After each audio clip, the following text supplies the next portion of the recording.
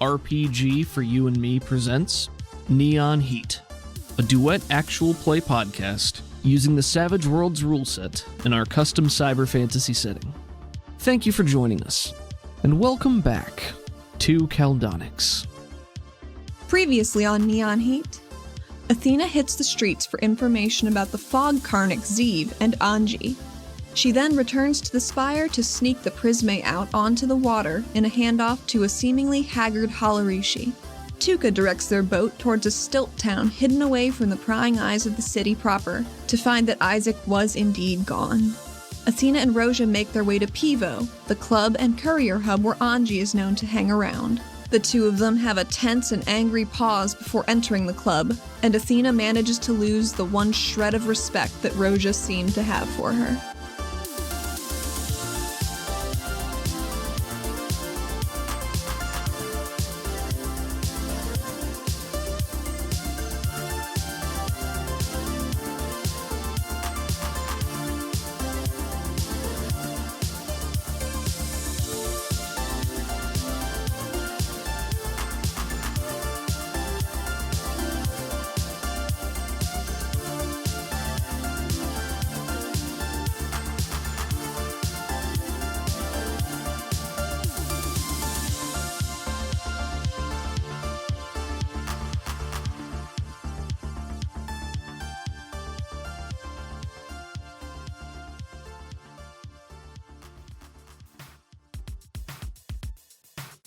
Athena walks confidently through the door.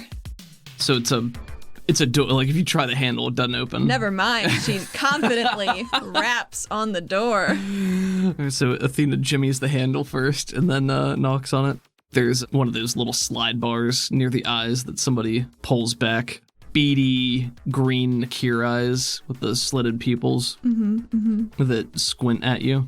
And there's a beat of silence, and then they just say, "Yeah." I was told to come speak with Arbor to get a cool little meeting with a new friend.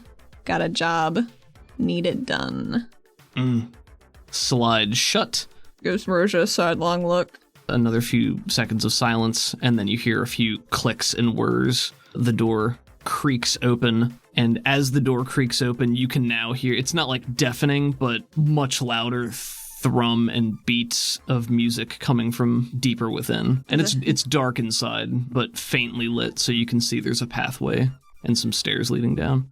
Thank you. And she walks on in. And he's just an average-looking Nakir in armor, holding a large sword. Oh, excellent. Shuts the door behind you, re-engages the locking mechanisms as you make your way down the tunnel. Athena makes sure her jacket collar's popped. She's getting the vibe of this place. Nice. I'll give you Benny for that. That was fun. Thank you. You and Roja walk down this gradually sloping incline, and it does turn into a set of stairs, and the music keeps building and building. And luckily for Athena, there's a heavy bass line. Nice. Alternates between grungy and industrial versus upbeat and energetic. Gotcha. And then you finally exit into what looks like a main room, and it's still dimly lit. The main floor is quite wide and expansive, dotted with tables and booths, each of which has a small, different multicolored Cori lamp lighting it, island pools of light in the darkness, dark shapes leaning together, whispering hushed tones. There's a stage far at the back where a band is playing a set. Misty and foggy in the air just from, looks like smoke machine on stage, some lasers and stuff. It's very colorful. Athena could get down with this place. Yeah. This is pretty cool. And on the left, there is a bar, and it looks like it's the only main bar in the place. It's smaller than you'd expect. It's not like a huge, long line, but there are servers moving back and forth between different tables. She makes a beeline for the bartender. As soon as the bartender sees you walking over, they meet you with a smile, and it's a scrawny-looking Vel with androgynous features, pale, amber cat-slit eyes with medium-length brown hair that tumbles down to their shoulders. Soft features, and they cant their head at you. "I don't think I've seen you before." "Mom, first time here." Very excited to be here. Yes, and they incline their head and say, well, if you need anything, if I can get you a drink. I wouldn't mind a drink. But I was told to come find Arbor. Is that you? They get a sly smile and quirk their head at you and give you a small wink. Say, yes, I'm Arbor. I think she returns the wink. She's very good at networking. Is Athena wearing a mask or anything right now? No. She's come in here and not hiding anything. She wants to effectively be a mask for Roja. After Arbor winks at you and you return it, they look at you just a little bit harder and they say, you are Deirdre Sedaris, aren't you? You can call me Athena. Is that your name? One of them. I think you'll fit in fine here. What brings you down here, Regulator? This isn't, really your type of place, and I might need to ask you to move along. You'd be surprised what my kind of place is. You didn't bring your badge or anything, right? No. Okay, yeah. Well, I can see you're not in uniform, so it's not business. No, I was sent here by a mutual acquaintance. I'm looking to hopefully get a meeting with someone named Anji, because I've heard she's very good, gets stuff done real quick and real well. Nodding as you're talking. And who told you to ask for Anji? Pavi? This is a lie! Pavi didn't tell her to come here. You feel Roja shift a little bit behind you, but she doesn't say anything. But Arbor's eyes widen. Really? Pavi sent you here to talk to Anji? She just extends her hands out. This is a lie. Go ahead and roll for Persuade or Performance, whichever's higher. And then it's going to be their contested spirit. Got a 5. I'm going to apply some modifiers. With this lie, I'm going to give you a +2 to your lie because it fits. 6. What did you get? A 7. Ooh, really? Yes. Okay, cool. Yeah, Arbor doesn't really have a reason to doubt that and seems to recognize the name. Well, that is unexpected. It has been quite some time since I've seen Pavi. I didn't expect to hear from her again. How is she? A lot better. Good. I always liked her. She's got a good network around her. I'm glad to hear that. She was always quiet, when she first showed up. She was far away, and then, she and Anji started spending time together. Came out of her shell a bit more. Well, I'm glad she found some comfort here. Hoping maybe I can find some different kinds of comfort here. Oh, different kind of comfort. And what might that be? Oh, just weight off my mind is the most comfortable thing for me right now. Athena, you aren't going to cause any trouble here, are you? Me? Yes. This Athena? No.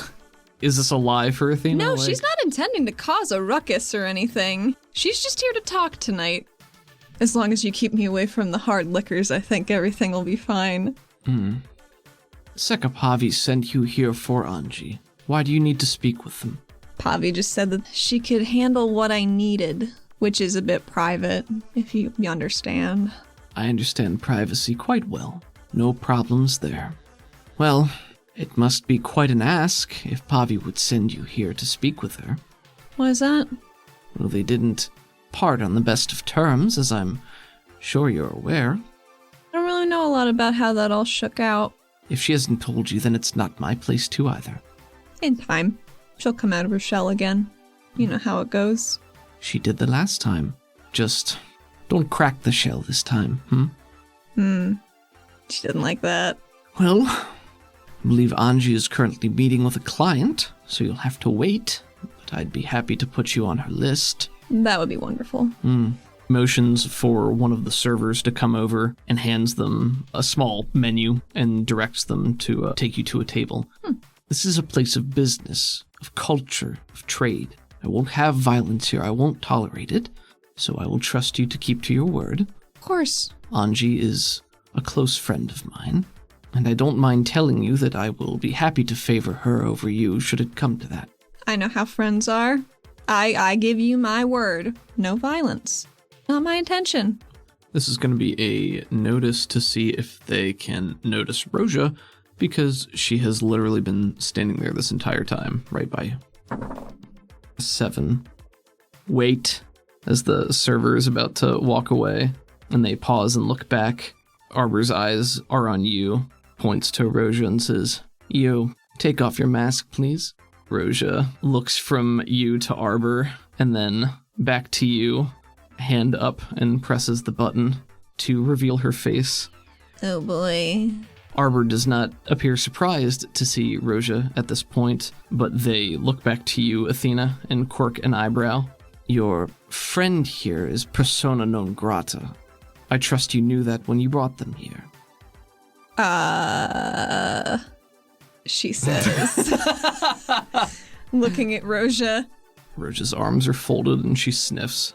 I paid my restitution. Whatever my good friend here did, I think she's past that. Can't we all be? Arbor listens patiently as you say, and this whole time Arbor's expression is just very neutral and considering, listening to what you say, and then looks back to Roja and says, and you are here to see Anji. Is that right? And then she looks back to you for confirmation. I am here to see Anji. And Ms. Naveen here is with you, yes? Moral support. I think that does draw sort of a snorting laugh from Arbor, and they shake their hair out with sort of a little titter. Oh, that's very funny. You may see Anji. Your friend may leave immediately or wait right here. Points off to one side where there's a discipline chair next to the bar, a very uncomfortable looking chair pressed against the wall. She does a very slow head turn with pleading eyes to Roja. She doesn't know quite what she's pleading for. There are lots of different things, I think. This is going to count as a persuade from you, and I'm going to say it's at -4 because you goobered before you came in here, and Roja is not keen on letting you speak to Anji alone. -4? -4. I'll spend 1 Benny. Lord knows you got him. I spend another Benny. 1 more. Roja's worth it. Oof. Might need that one to soak when she kills me. Roja, we gotta be cool. We have to do this. You know this is important. As Roja's simmering through that, Athena walks back up to the bar a little bit, because I think she'd been a few steps away, and just said, is there any way Roja could stay with me? Because I'm very nervous about meeting Pavi's old friend, and Roja promises she won't do anything untoward. Well, I'm sure you're feeling very nervous, and I'm more concerned with my old friend's safety. So, the answer is no. And I'm starting to rethink allowing you to speak with her in the first place. Roja this whole time has not budged and is still just jaw clenched. This was foolish. Do what you wish. I'll be out as soon as I can, but I understand if you just want to... We should find her elsewhere, when she's not stuck in her hole, burrowing down like the rodent she is. Roja, we're already here. Her hands clench and unclench. Fine. What are you waiting for? Go talk to her. She's not here yet. She's with a client. Well, go sit at your table. Okay. She crosses her arms and plops down into the chair with a clack and a huff. At least you can still keep an eye on the situation. Yeah, 4 of them. I think the failure here is that she's still gonna do it because she acknowledges that, like, you guys have to talk to her, but she does not approve of you going by yourself, and she's not happy about it, and she's not happy about you asking her to remain behind to agree to that. So I think the price for failure there is that Roja's mood goes down further. Roja's having a pretty bad time right now. Even after all that good needling about her musical tastes. Yeah. Started off strong. Arbor has a satisfied look as Roja plops down and waves a dainty hand to the server to escort you to one of the tables deeper in the main floor area. Before she follows the server, she does lean back over to Arbor and says, Pavi is doing really well now, and it's because of her. She nods her head over to Roja and then she walks away. She doesn't wait for a response.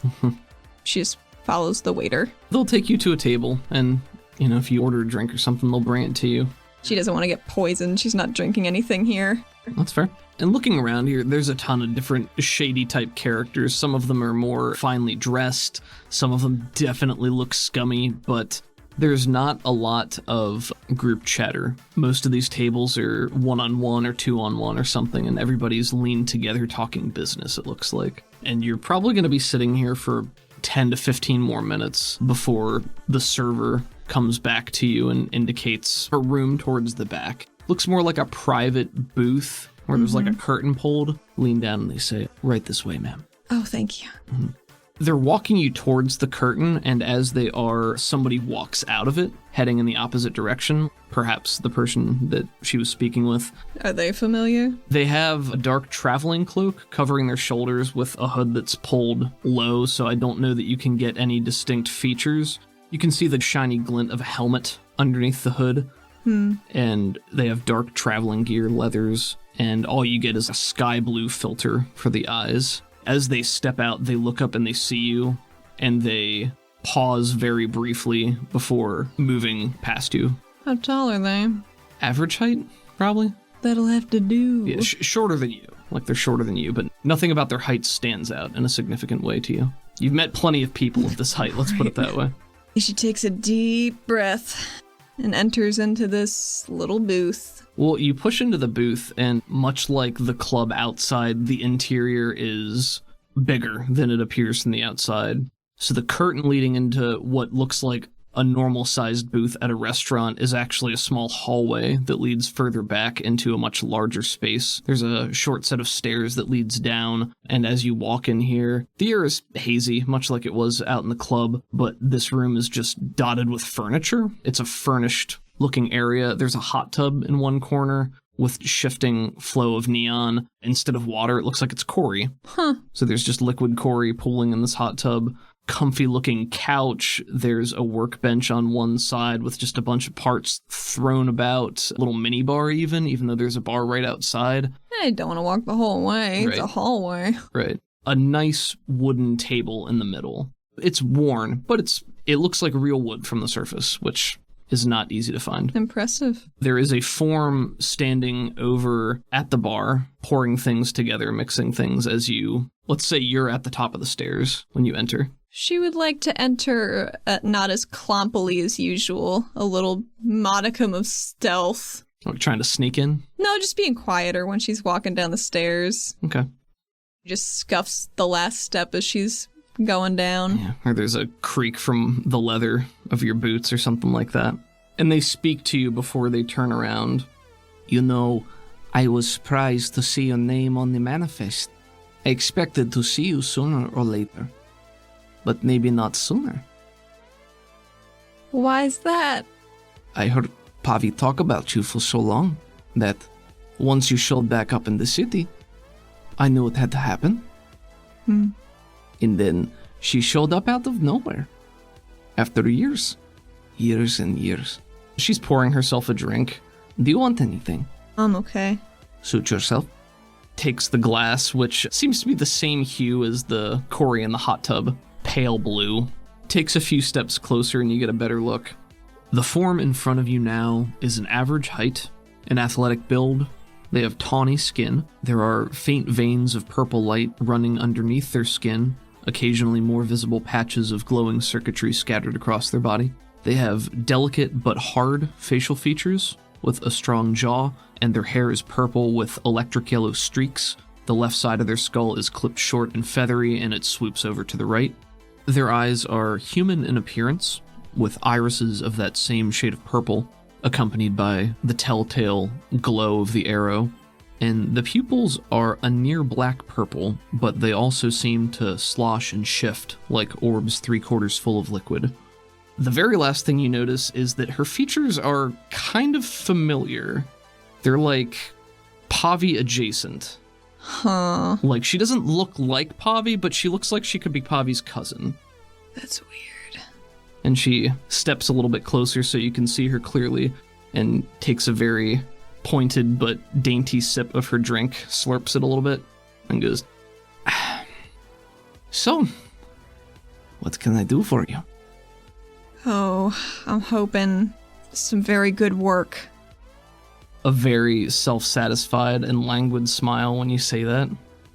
And she says, "What kind of work?" What kind of work? Well, I heard you did some real good work for Pavi recently, and I kind of need more of it.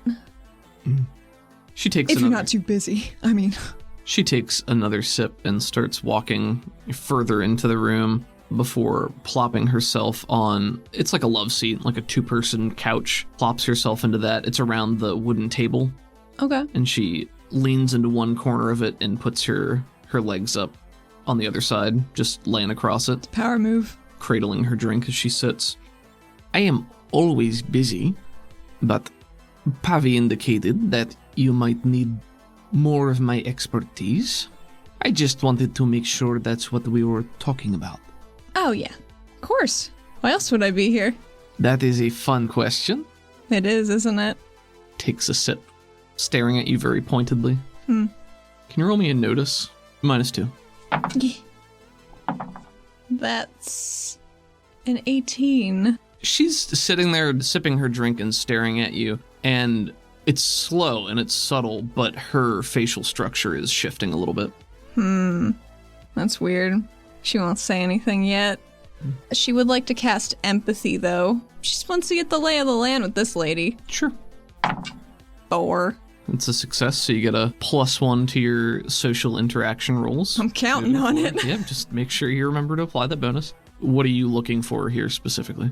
General emotional state, but also anything sneaky that might be hiding about. She doesn't know. I'll start by saying that you don't catch anything that appears to be worrying, like what you're looking for. And obviously you don't know Anji, so you don't see anything in terms of like mental tampering or no hint of the parasite, and nothing like that. Her aura is, at its core, the same purple as her circuitry. That's the baseline that everything else flows out of. Her aura is smoother and more flowing in nature rather than erratic or static. The predominant emotions right now, certainly curiosity, more of a bubbling excitement. You can tell that she's very interested in having this conversation, but everything is still a bit restrained. You can tell that maybe she wants to be more excited than she is, but she's trying to keep a damper on things right now. But you have her attention. Oh, good. You mentioned your expertise. What exactly is that? Pobby's been pretty tight-lipped about her augment, and I'm just trying to cast a wide information net, because this is important for me. I am capable of a great many things. Most of what I do falls under basic courier work. I take jobs here. I move things around. I deliver packages, messages. I'm good with security, systems, electronics, databases, things like this. I'm a bit of a generalist. I'm quite an accomplished pilot. Really? What kind of pilot? What do you need flown? Nothing currently, I'm just curious. She gives you a very small shrug of one shoulder and a very conspiratorial smile as she settles back into the couch. There's a groan of Domba leather. Looks comfy. Athena has not sat down. Yeah, and her legs are crossed and she's bobbing one foot absentmindedly. Does it look nervous, or...? From what you saw, it's not nervous. It's hard to say if this is her general demeanor or if she's got restless energy. Well, I mean, she's putting more of it into her right now, so... That's fair, yeah. I don't even know where to start. And she looks across the room. There's a desk in one corner, and there's a digital clock on it that has the time. And she says, "Well, I do have an appointment in a bit, but we have enough time for you to flounder, I think." Now she's holding the drink in her left hand and leans on her right hand, makes a fist out of it, and is leaning against the couch, just watching you curiously. Sort of Cheshire-esque in nature, just waiting for you to keep going. So, back to what I need. What are your rates? Based on what I found out from Pavi and the amount you would need me to do, I would be very surprised if you could pay me financially. But I do like trading favors. That is not something I'm unaccustomed to. I thought not. So what do you need done? Maybe I don't know yet. maybe I need to know more about your skill set, what you can do. Oh, I'm just a battering ram. There's not much more to me than that. She gives you a toothy smile at that. There's never a shortage of things that need to be broken. I have something I think would be mutually beneficial in the immediate future. Oh, immediate. She inclines her head. Well, what would that be? Something that will fit within your battering ram skill set, I think. Oh, good. And something that you won't be opposed to. She frowns, but not angrily. A thinking frown with raised eyebrows as she considers what that could possibly be. I don't know what you've been told about me. Doubtless many things. I don't know how much is true. I don't know how much I care to correct them if they aren't true. But you can trust me on this one thing, at least. What I ask of you now is not something you will be reluctant to do. But I'm also not going to tell you anything else until you agree. And maybe a little bit further down the line. Sometimes you need to take a chance, Oh, I'm not unfamiliar with this concept. Well, I've heard some stuff about you, mainly that you're a pretty cool cucumber, is what I've been hearing. And, from your decor, I can tell you've obviously got quite a sense of style about you. Cool cucumber. I don't know if that is meant to be a compliment. I suppose it depends on who said it. I think it was complimentary. Then I will take it as such. But yes, I would agree that my personal style is inviting. Did you come here alone today? Oh, no.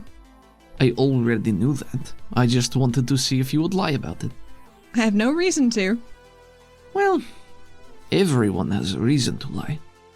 Many, in fact. Well, not about this. So you don't think that I would be worried that Roja is sitting outside?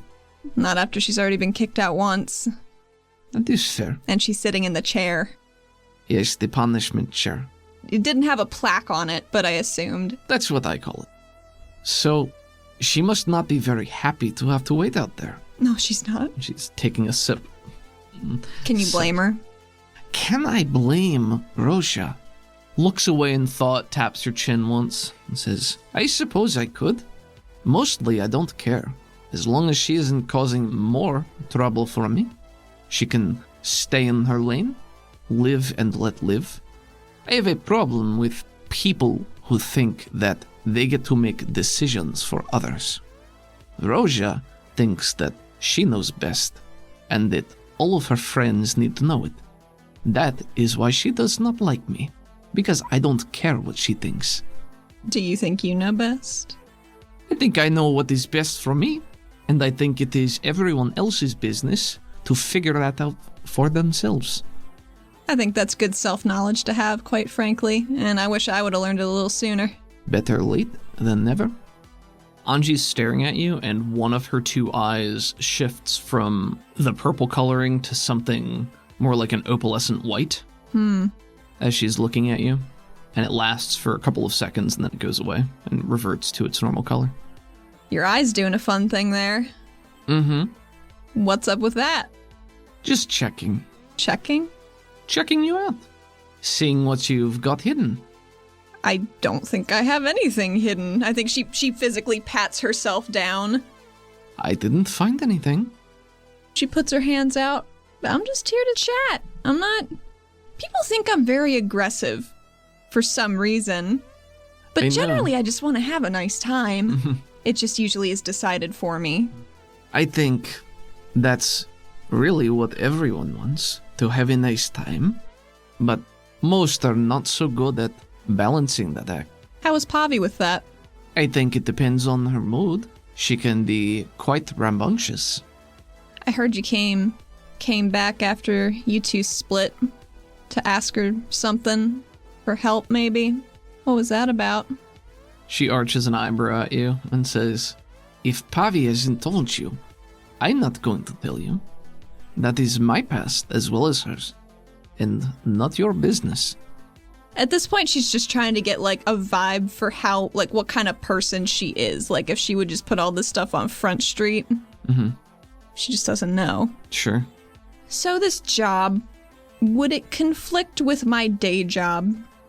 With your day job? With being a regulator? No. It is actually quite in line with your day job. It's also quite in line with your night job. I don't know what you mean about that. She just has a leans forward a little bit. She's a knowing smile, takes another sip of her drink. Of course you wouldn't. She doesn't like that at all. Giving you a very pleasant, knowing smile. I don't know who you're getting your info from, but rumor mongerings are, it's real nasty sometimes. My sources are very thorough. In fact, you might find me better informed than most. Most, but not all? I would never assume that I know everything, but I am confident to say that I know more about you than you believe I could. Couldn't find me up top, though. Who said I looked? Poppy asked you to. She nods to that. She says, I know. I didn't know about you at that time. I don't understand. Do you need to? Oh no, I'll just add it to my long list of things. I'm sure you understand that showing one's full hand too early is rarely beneficial. Simply be content to know that I know enough. But I still have questions. What are they? She sniffs and really considers that. Many will be answered in time, I think. Maybe even before the night is out. Oh. Why don't you sit down? Is there an ottoman? There's a footstool ottoman hanging around. She pulls that over, tucks her legs up on it cross-legged, like we're just having a little chill hang. She doesn't want to sit on the same love seat. Oh, she didn't offer to let you. Her legs were still up. She's forging her own trail. That's fair. I am hoping that we share more in common than we expect, and that in the long run, we might be able to connect a few dots, help one another. Well, if this helps in any way, Roja finds me absolutely insufferable and says that you and I are quite similar, so I'm thinking you might be onto something with that. Roja. She does have a very particular way about herself. Don't we all? I suppose so. What is most important to you, Athena? To me? Yes. Currently, I'd say keeping my people safe. I think you have to know that or I probably wouldn't be here.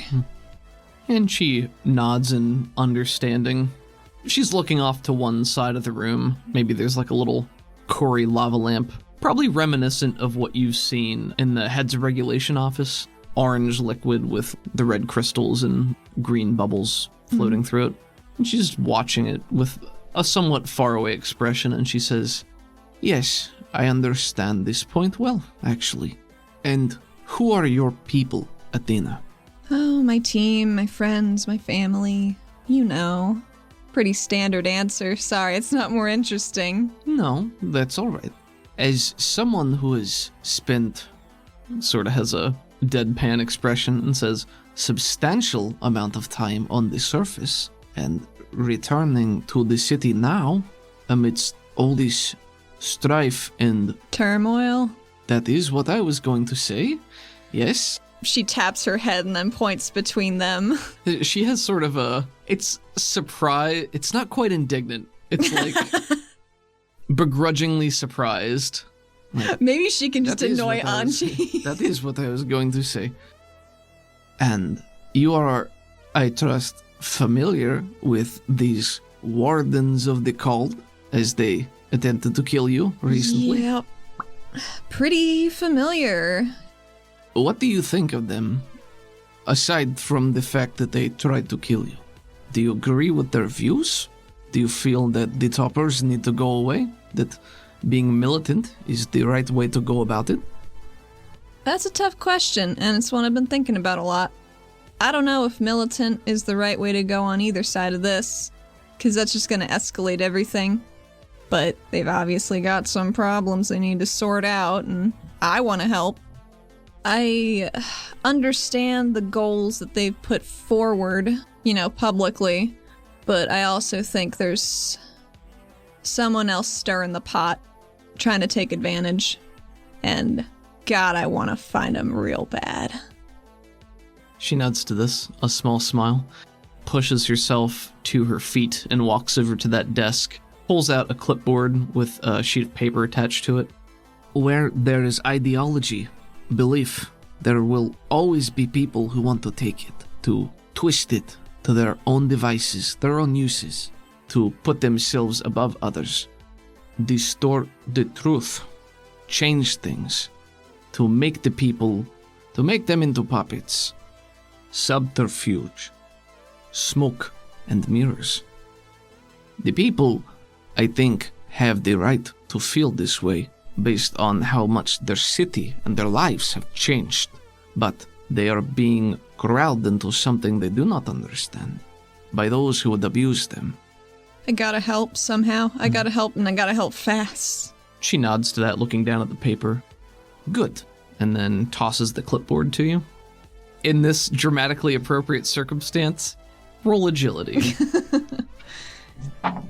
I've rolled 3s. Okay, so she throws it frisbee style to you. Athena just goes, whoop. Anji probably threw it to her chest, and I think it just hits her chest because she didn't expect to have something thrown at her, and then it falls onto her lap. Anji, tongue-in-cheek, puts her hands on her hips in an unimpressed way and just says, Huh.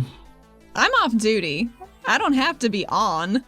You might want to reconsider that approach. And she points at the clipboard. She looks at it. It looks like it's a flyer, but it's not ostentatious the way a flyer would normally be. Make me just a notice roll for this. 5.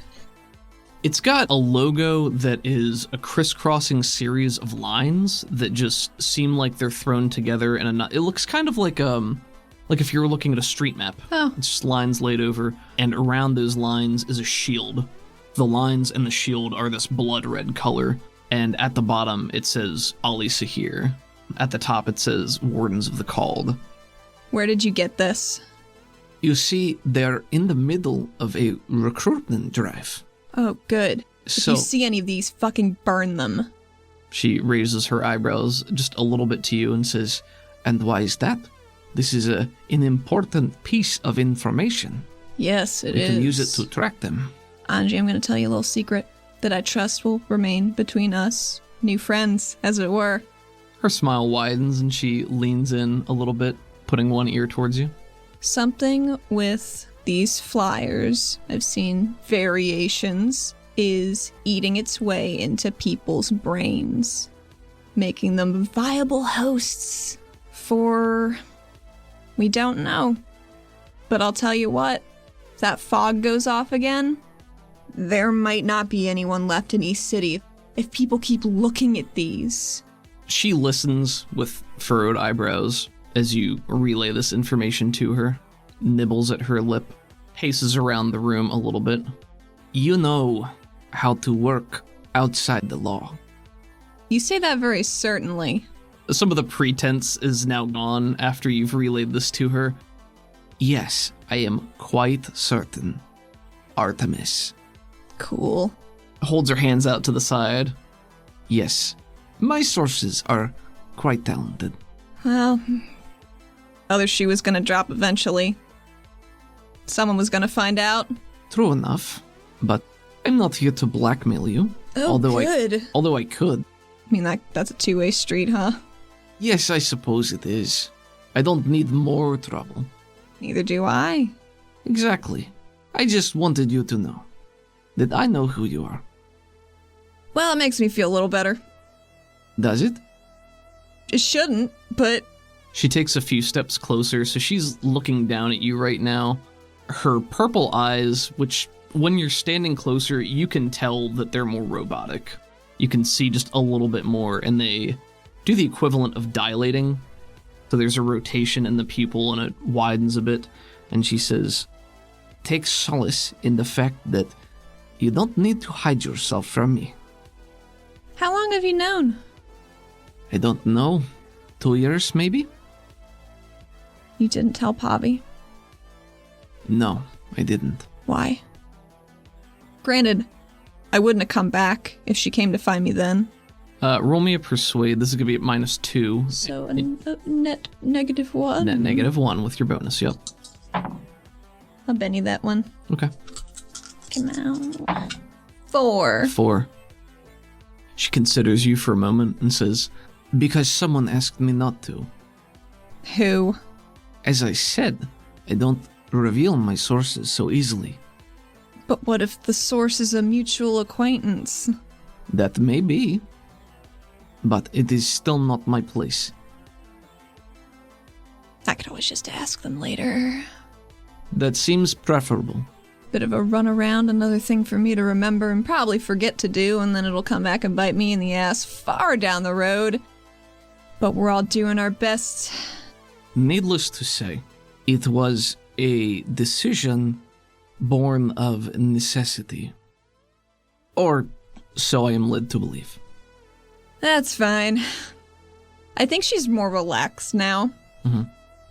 Again, shouldn't be, but I think she's just so tired of keeping up pretenses that it's nice to not have to actually do that. at this point, there has definitely been a shift in her facial features. Yeah, I was going to ask about that. What does it look like? Her tawny skin complexion hasn't changed. Her purple circuitry, her eyes haven't changed. Her face has become a bit longer as opposed to being shorter and wider. It's taller and more narrow. The cheekbones have shifted up. They're a little bit higher. What you notice as it's changing is that the structure itself is moving smoothly. Like, it's not jarring changes, it's just a gradual shift of everything. And as she's staring down at you and her posture shifts, you notice that the coloring of her pupils, it's not a full circle. Mm-hmm. It's 3/4 of that, and when she moves, the top of it moves too. Like it's liquid or a cup of water or something like that. Gotcha. So her pupils are always just a little wiggly in emotion, yeah. So what were you doing in the bubble the other day? That definitely surprises her. I have sources too. She doesn't have to know it was her. She looks over to you in surprise as you say that, with her face, being longer, makes sort of a of surprise. What was I doing? Well, the same thing I will be doing tonight. Gonna have to be a little more specific. If you agree to come with me, then you'll get to see firsthand. Well, if that doesn't sound like a little adventure. Oh, it is. My night's pretty free. That is good. I'm gonna have to send Roja elsewhere, so maybe we should just meet up later. She smiles, not quite as widely this time, and she says, No, come with me now, if you're saying yes. Oh, good. And we're going to leave out the back. You had a meeting. I do. You're coming with me. Oh, okay. Points to the clipboard you're holding. We're both going. Fuck, okay. What, you don't want to go rub elbows with these unsavory people? Well, I don't think they're unsavory. I think maybe one or two of them are.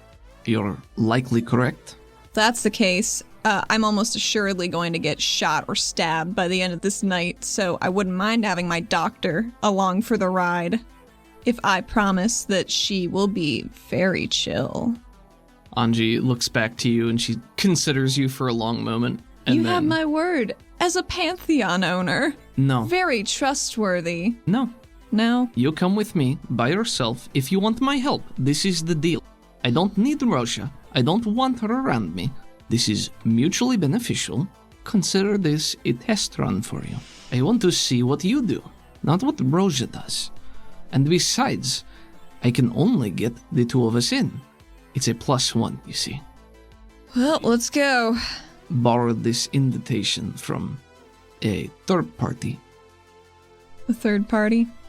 She nods. Was it who just left before me? I think she gestures to her changing face. No, they just provided me with the mask. I was curious about that, but wasn't gonna be rude. Yes, incidentally, I trust you can disguise your appearance in some way? Yeah, Because- no, probably not. You're going to have to do better than that, Athena. See, that's where I keep running into problems. I don't have any of my shit with me. What do you need? I need a mask. Do you have one? Ask me nicely. Anji, can I please have a mask? Please? You know, Roja has a mask. I can just go and get it. If you walk out that door and you go to find Roja, I'm not going to be here when you get back. And then you can figure it out on your own. This is very simple, Athena. She's already so angry at me. Anji, do you have a mask? Please? That was almost good enough, but I'm going to let it slide because I like you when you're upset. Not many people do. I'm not many people. You don't seem like it. She turns around and goes to rummage on one end of the room. There's a little locker and just a little storage compartment, and she pulls it out and pushes a few things aside. There's a lot of mechanical clunking, just things rattling, maybe loose screws. And then she comes out with a pretty basic looking faceplate and frisbee tosses that to you as well. Gee, thanks. You don't have to be so sour. I'm not. I'm just dealing with tomorrow's fallout already. I'm just trying to think a couple steps ahead. She cuts her ponytail off, just cinches her metal band. Oh, that's commitment. I like that. That's not as much commitment as you would think. She would just like to burn it on her floor real quick, just poof. Okay. I won't make you roll for that just because Anji waves a hand as the hair goes up in a puff of smoke, and she says, "That's going to stink my room up. Why did you do that?" DNA traces. I don't know what to tell you. Onward. She has the mask on, but she's smiling to herself sighs real big. in a resigned way. Yes, I suppose that it would not be good if you were tracked to come here, but this is a very secure place. For me, at least. Good. Where are we going? Believe it or not, it's pretty close to where you live. I think you're very familiar with it. Starts to walk towards the exit of her room and crooks a finger at you with a smirk. Don't crook a finger at me. Oh, but I already did. I'm beckoning you, and you have to follow me. Come on. Just have fun. It's not so bad. See, your fun is my absolutely dire, so we might have a few mismatched expectations. She says this as she's rolling her jacket sleeves down to cover her bracers. Mm-hmm. But I'm ready, and we're gonna go That's have a great time. Why are you so worried about Roja? Because I'm trying to be friends with her. It's really hard. As this is happening, she's led you out of the booth. It's not too far removed from the main area of the bar and the club, and it's dark, but there appears to have been another curtain pulled between this section and that section, so people can't see in here. And she leads you down the opposite way. So it goes just into a hallway that has dim lighting, and she'll wind you through some corridors as you guys are talking. Roja's been good to me. She didn't rat me out, even though she really had every reason to. And knowing her, that might be a bit surprising at this point. She saved my life. At least once that I know of. Tell you what, got exploded. Wasn't fun. I guess my life has never been in her hands. Well, that's not true. It was negatively in her hands one time, it would seem. That is true. Yes, she was she was a little handsy. Well, more like a little viney. A little barbed. Something like that. It wasn't cheap to fix things. But she paid. She's got a lot of money, you know. I didn't know, but I kind of assumed. Oh yes, she's very well off. Bet she wouldn't want you to know that. No, probably not. She does a lot of berating me for my family ties. Mostly. I wonder why that might be. I don't know. I'm as broke as the next bitch. Well, it's easy. Nepotism's not great, though. Well, it's easy to cast stones when you're ashamed of something. And she continues leading you through the corridor until you guys get to a little freight lift, presses a button on the side and flips a switch. And then when you are standing there, it's like a two-person freight lift. It starts to rise. And she's standing next to you. Her posture is relaxed, and she has one hand on an elbow, the other cradling her chin as she is thinking, and then looks over to you. What are you wearing right now? She's wearing her red leather jacket, a tank top, and some dark jeans. with her little leather boots. So you're not wearing armor right now? No. Gotcha. You look good in red. She reaches out, touches one of the lapels just to feel it. They are popped. Pop. They were popped when she came in. She has not put them back down. This is very stylish. Thank you. I've had it for quite some time. I was kind of worried it was out of style. No, it's worn. It suits you. It's, what do they call it? Vintage. Distressed is Very what I would nice. call it. Distressed. Oh, no. I'm sure that's how your enemies feel when they're staring you down. I'm not sure they really think much except, oh no. Well, you're still alive, and many of them are not. So there's at least some merit to it, if nothing else. So you looked into me in the surface. Hmm? You were looking around, sniffing around Pantheon. I wasn't, no. Not really. I mean, I was aware of it, but... Well, maybe I have another job for you then later. Oh? Yeah, not right now though. Okay. Isn't that tantalizing? It might be, depending on what it is. Oh, it's so juicy. Her tongue goes out just like a tiny bit, and this seems more like it's a subconscious thing rather than an intended action, but it just like very lightly brushes her top lip, and then she bites her bottom one just a little bit. I can't wait. Oh, me either. Athena's having a really tough time tonight. Roche is gonna stab her. Or just refuse to heal her when she's grievous. No, she took that doctor oath. She has to. Did she? I don't know. She's not a medical doctor. It's true. Not a medical doctor. You guys are ascending in darkness for probably a full minute, and the lift goes relatively slowly, and it's pretty cramped in here. Yeah. There's not a lot of movement. Ah, Jesus. Yeah, sorry. Oh, fuck. You want to go ahead and roll me a spirit? Yes. So this one's gonna be -2 Because of her stress. because of how cramped it is. Well, thank God for that. 5. 5 is a success.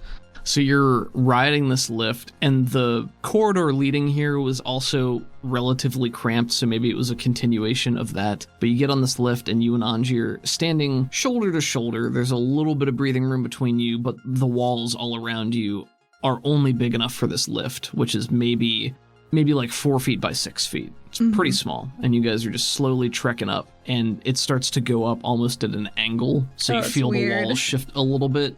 How do you fight off this bout of claustrophobia? Oh, boy. She knows that this is a very serious night, and she can't afford to appear weak in front of this hot chick. So I think what she does is she just balls up her fists and digs her nails into the palm of her hand. And she probably starts bleeding a little bit because of how hard she's crunching them. Gotcha.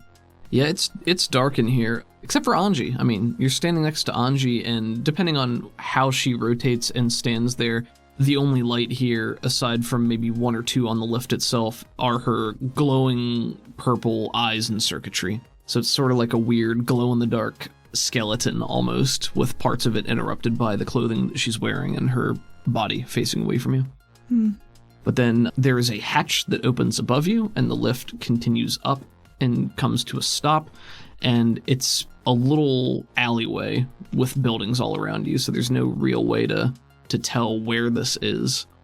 It's a good little escape hatch, I guess. I guess you could call it that. It's more like a practical exit. Come with me. All right. Are we going to the bubble? The bubble? No. Oh, then why were you down there? We never finished having that chat.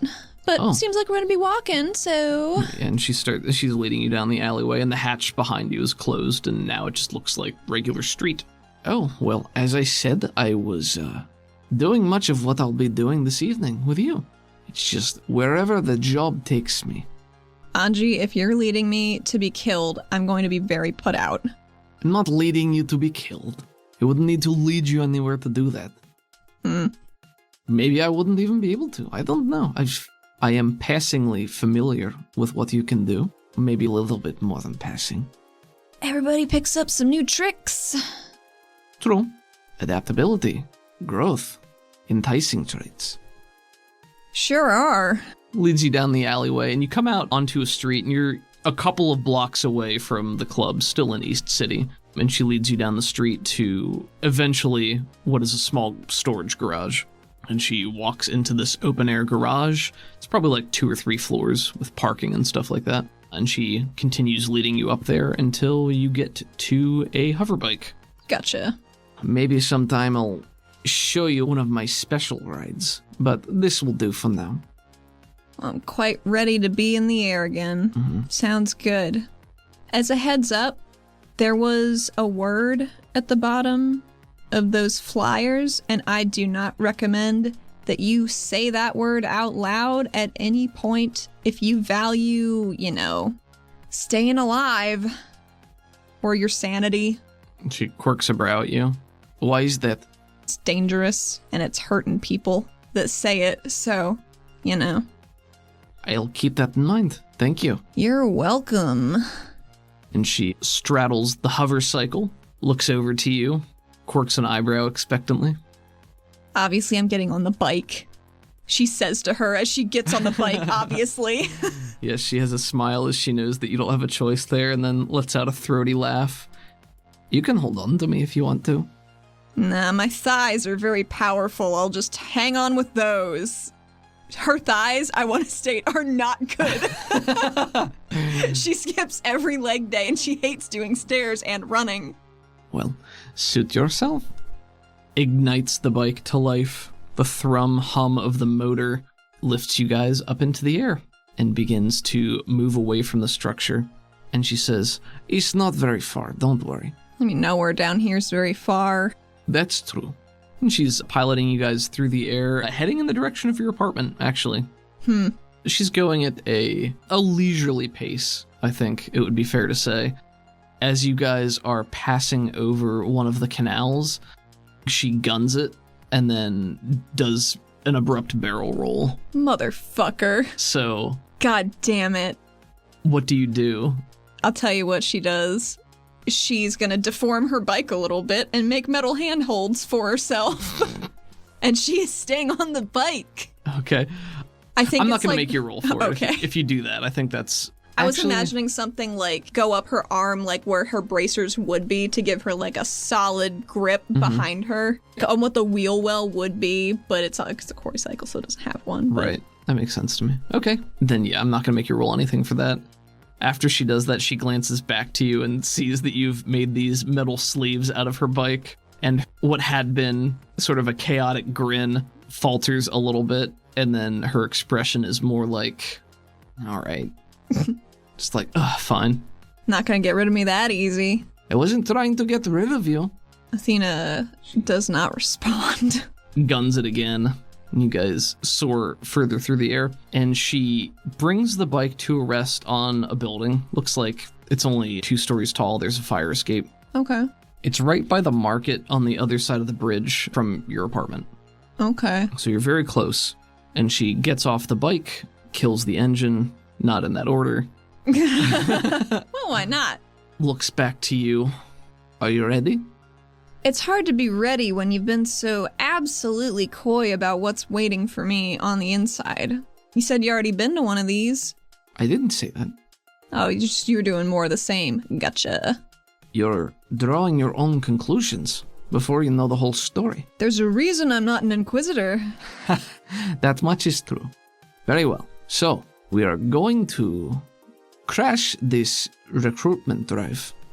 And I would like to see what you do. I'll back you up. How does that sound? You're in control now. I drove us here. But now, you get to drive. And I get to sit shotgun and critique. Critique? Not during. Well, good. We'll see. I want to see your process. I want to see your resolve. I want to see how you make decisions. And- will this secure one of these items I need? Which items were those? She taps her head where a circlet is underneath the mask. Well, like I said before, I don't know if you could afford me, but, parts and labor. I'll consider this labor. You still need to get me the parts I need. I'm sure Pavi's got something going with that. Probably, yes. Okay. I'm good for my word, don't worry. As they've been talking, she's been limbering up once she realizes she's about to make a ruckus. I don't want to pull a muscle. I'm not judging you. I just don't need to stretch. No, well, there's that.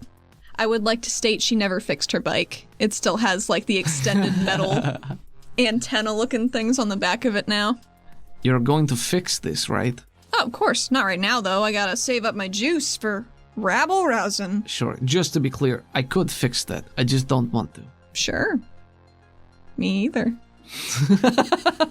She gives you a pinched smile that quickly becomes a genuine smile.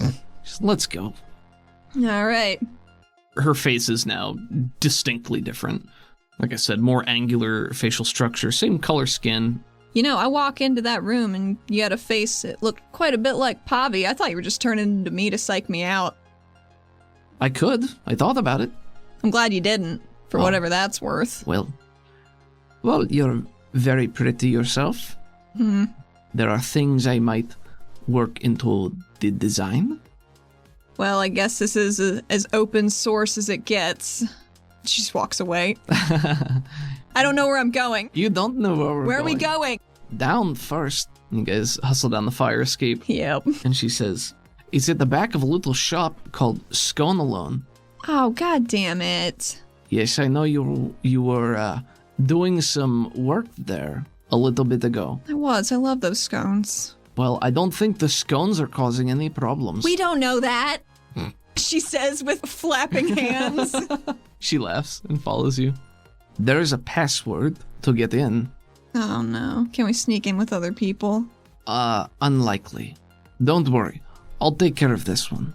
Besides, you're my +1. You really don't want to be saying that. She shrugs. I think I'm going to be okay. Say it real quiet if you have to. I think that's how they prefer But preferably not at all. I understand. I get it. I mean, I could just burst in. Nobody has to say anything. If that's how you want to handle it. That'd be a bad idea. Probably a bad call. In we go. Before you guys go anywhere, she says, Just keep in mind, most of these people are just regular people. They're looking for answers. They don't know what's going on. If I see a couple specific people in there, I'm gonna have to go get them, and I'm not gonna be coming back for you. Just as a heads up. I can take care of myself. I am also looking for a few specific people. Who should I be looking for? I don't know their names. Do you know what they look like? Yes, What do they look like? points to her eyes. very red. You've met them. I'm just here to clean house. Why? She gives you a mischievous smile. That's a good question. Let's go inside. Okay. Feel like my chain's being yanked about. Eventually it's just gonna snap. You of all people should know how hard it is to run a side business. This is a business for you? I thought it was more altruism. Well, I mean, I'm spinning a lot of plates. That's fair. She holds out her hand to you. What? I want you to hold my hand. Why? You're my +1. It will be more convincing that way. This sucks. You know that, right? You're aware of how much that sucks. What? You don't want to hold my hand? Not particularly. It's for the act, don't worry. So is that corkscrew on the canal? I just wanted to see how your reflexes were. A reckless way to test that. She snatches her stupid fucking hand. She gets a big grin. Good, come on. She can't see Athena's face, but she is red not from embarrassment, but from anger. So right after she takes your hand, she looks down and says, Why is your hand bloody? Oh, who knows? Full of surprises. I'd hate to get it on you. Maybe we shouldn't. What, do you think I'm going to catch something from you? That's just kind of rude. I don't mind a little rude, as I'm sure you can tell. Is this a game to you? She considers that, with a very serious expression. Is it a game? Is it fun for me? To watch you squirm? Yes, a bit. Is that the only reason I'm doing this? No, of course not. It will help our disguise, help us get into there. It will tell me something about you, how you handle it, your approach. Once we get down there, you're in the driver's seat. I am just the tag-along. Well, let's get down there then. She bobs her eyebrows at you in She excitement. just shakes her head. Her hair's wiggling. So you guys walk into the alleyway behind Scone Alone, which, do you want to give us a recap on Scone Alone? Yeah, Scone Alone. First night back in the city when Bolt smashed his hoverboard through a shop front window.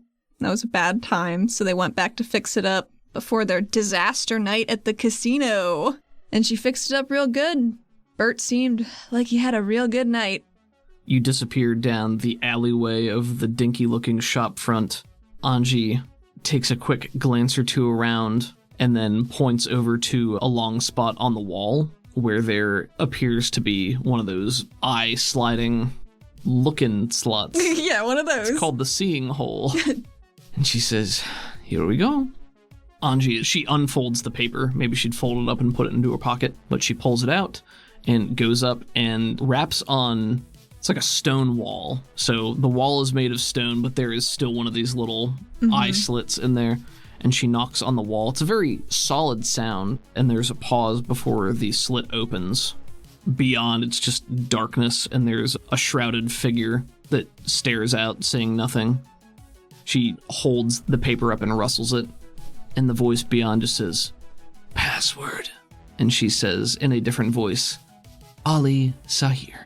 When she says that, can you make me a notice at -4?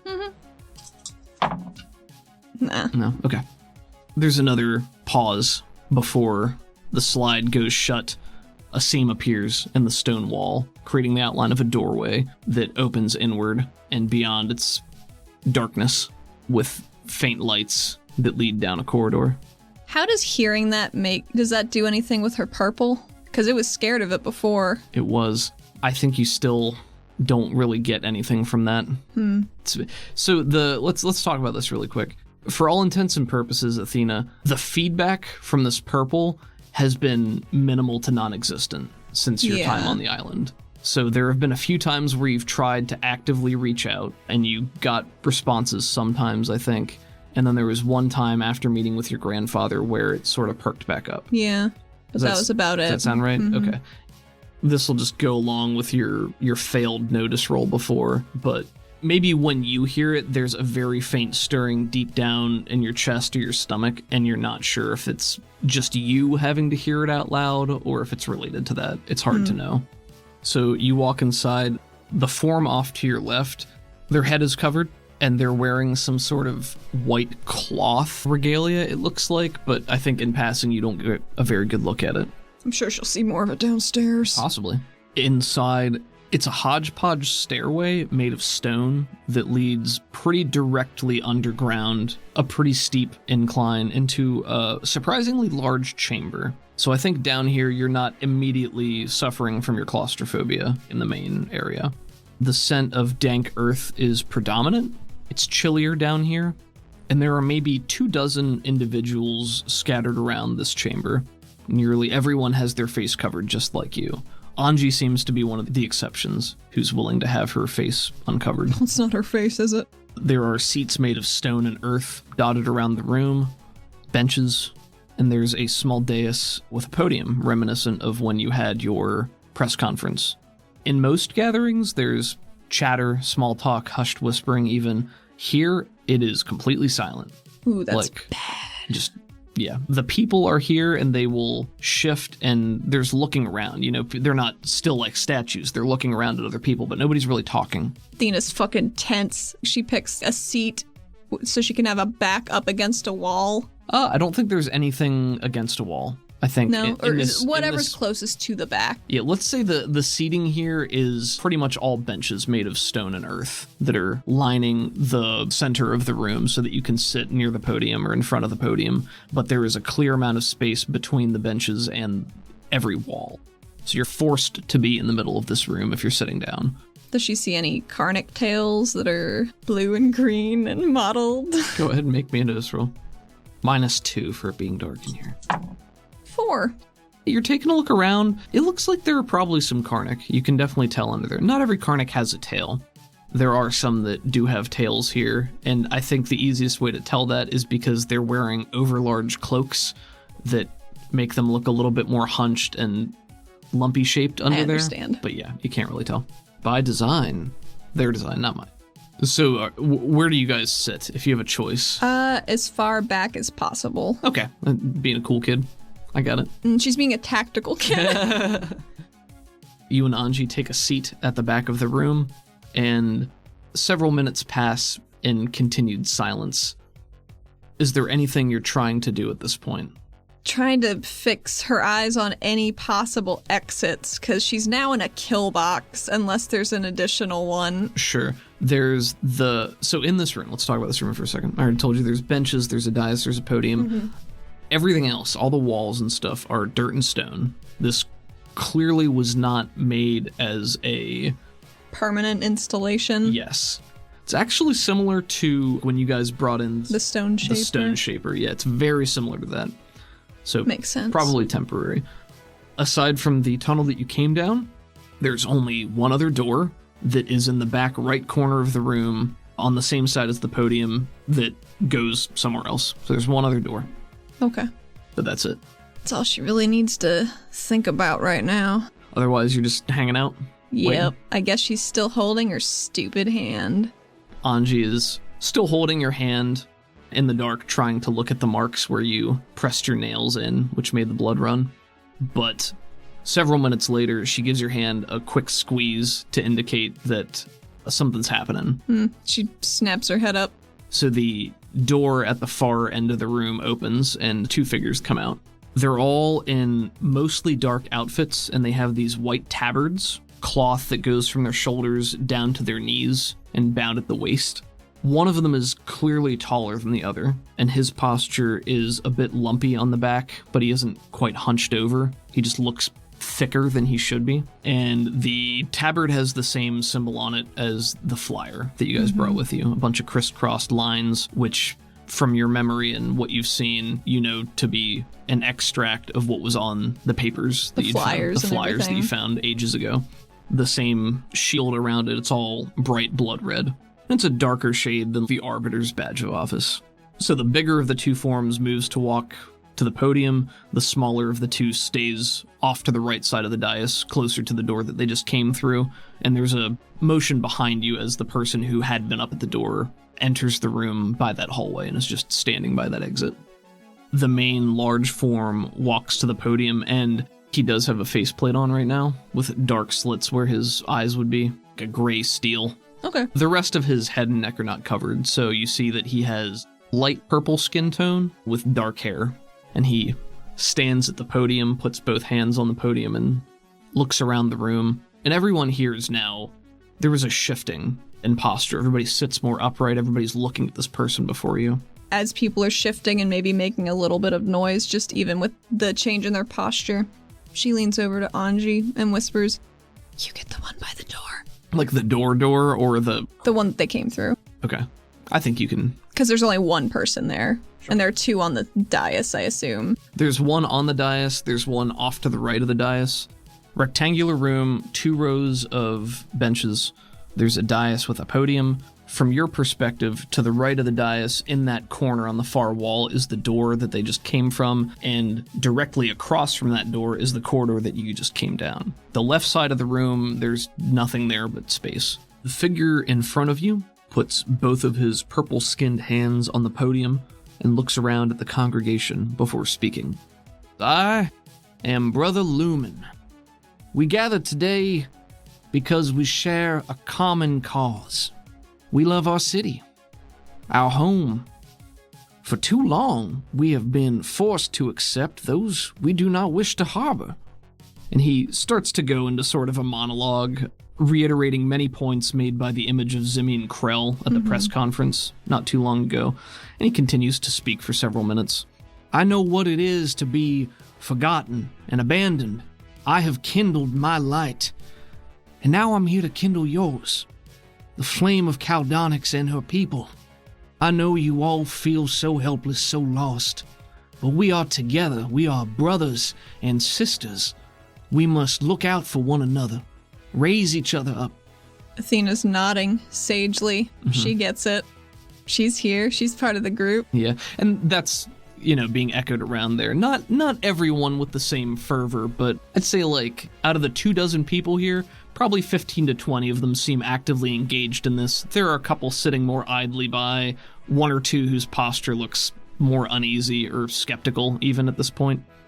One of the shrouded forms from the door that's right next to the dais sometime during this had disappeared into the back room and comes back out, and he's holding a metal pole, and he goes up and puts that behind the dais, and this pole also has a tabard identical to what everyone is wearing. It's got that same blood-red sigil with the lines and the shield. After it's been placed behind him, the guy goes to stand off to the side of the dais again. Brother Lumen gestures to the tabard, and he says, "Look upon our sigil. Let it fill you with hope, with the light that it bestows on all of us, our togetherness, bound in our desire for hope and a better future to return to what once was. Speak with me our creed, our motto, the words that bind us and carry us as brothers and sisters." And he holds his hands wide and he says, Ali Sahir. So he says that once, silence, and then he says it again. Ali Sahir. And he just keeps saying it. Athena raises her hand, politely. How quickly do you do this? Oh, almost immediately. Almost immediately. He sees you raise your hand and pauses just a little bit longer before saying it, but then just says, Ali Sahir. She wiggles it. Wiggles her hand? Yeah. See, the thing is, you're seated in the back, so only a couple of people see you raising your hand. Right, she stands up. At this point, you've definitely caught the attention of maybe a third to a half of everyone, but he still keeps saying it, and everyone who hasn't seen you is now starting to join in with this chant of Ali Sahir. So in the quiet moments between the chant, "Excuse me," she calls from the back. As you raised your hand, Anji next to you, who's still like clutching your other hand, shifts a little bit to look more in your direction, and as you become more emphatic with it, she starts to smile. So when you stand, she lets your hand go and is just sitting back. Now forced to address you, everyone turns to look at you. He's behind the podium still, and he brings his hands together and clasps them on the podium and leans towards you, and he says, "Yes, sister. How may I help you?" I'm sorry, I don't mean to interrupt, but I don't know what that means. Is that a different language? I'm not the most well-rounded, but it seems like everybody else knows what it means, and I'm just feeling a little out of the loop. What an excellent question, sister. Thank you. Oh, no problem. Ali Sahir. Our creed, our motto. And he starts to pace on the dais a little bit. Ancient words resurrected, made anew, to bind us together in our purpose. I'm not being picky, but why not pick words everybody knows already? Seems like it'd be easier. I mean, if it's ancient, wouldn't it come from up top? We're kind of not about that right now. That's why I came. Go ahead and make me a taunt for this. Okay. I like this. This is My good. D4 taunt. Hot damn. It's a 10. You got a 4, so that's a success with a raise. Are you trying to distract him or make him vulnerable here? Want to make him less effective. Okay, so distract him. Yes. Okay. Go ahead and roll 2d6. So we're not in combat, but I'm going to see what this gives you. 9. That's perfect. 9 to a 10 on the creative combat table is setback. Huh. The target suffers a setback of some sort. They might fall off a ledge, lose the confidence of her minions, who then desert her, Ooh. take a rash but foolish action, or simply lose their next action as they attempt to recover from whatever situation she finds herself in. All right, so you make him distracted, and he says, Well, I can see your point, sister. If you recall, we all came from the surface at some point. But we were reborn underground here in Caldonix. And I think as he's trying to regain his steam, some of the crowd is now more focused on you, and now there is some muttering like, "What the hell's this guy talking about?" I'm like, All I'm saying is maybe basing a city togetherness campaign based on Topper dialect. I don't know. It doesn't seem like a good move to me. I'm no PR, but... Well, really what this represents, sister, is our togetherness. So sometimes words take on a new meaning when we give such a meaning. And if we all speak together, we'll feel that togetherness, the light inside us all. Won't you join me? Won't you join us? I just don't... Why not make up your own thing? Sister, you are far too focused on the means to the end rather than the end. Come on, say it with me. Ali Sahir. Ali Sahir. I'm not saying anything Ali came from up top, Sahir. good sir. That's not on me. He now starts to speak through your words. And Did that do anything? Did my taunt do anything to anybody? Oh, for sure, yeah. There's still a few people who are leaning into what he's saying, but a lot of the other ones are not as fond of what's happening right now. Still muttering and whispering, people looking over to you. He continues trying to speak through it while some people are muttering. One person near the back stands up and goes to try to leave at this point, only to find that the guy at the back is standing in front of the corridor. I'm sorry, are we trapped here? Pointing at the guy in the corridor not moving. Because I signed up for information. And, maybe to help in the city. Not being trapped in some stone death trap. I know I said trap twice, but I'm a little stressed right now. She is trying to sound like a little distressed. Okay. Pointing at like the guard. Sure, go ahead and roll. I'm going to say this is going to be persuade for the other people here. 4. As you speak and your anxious words wash over the crowd, the vast majority are now on their feet as they turn to look at the back to see what is transpiring there. And the guy is still standing in front of the corridor, not allowing this one person to pass, but they're standing across from each other now.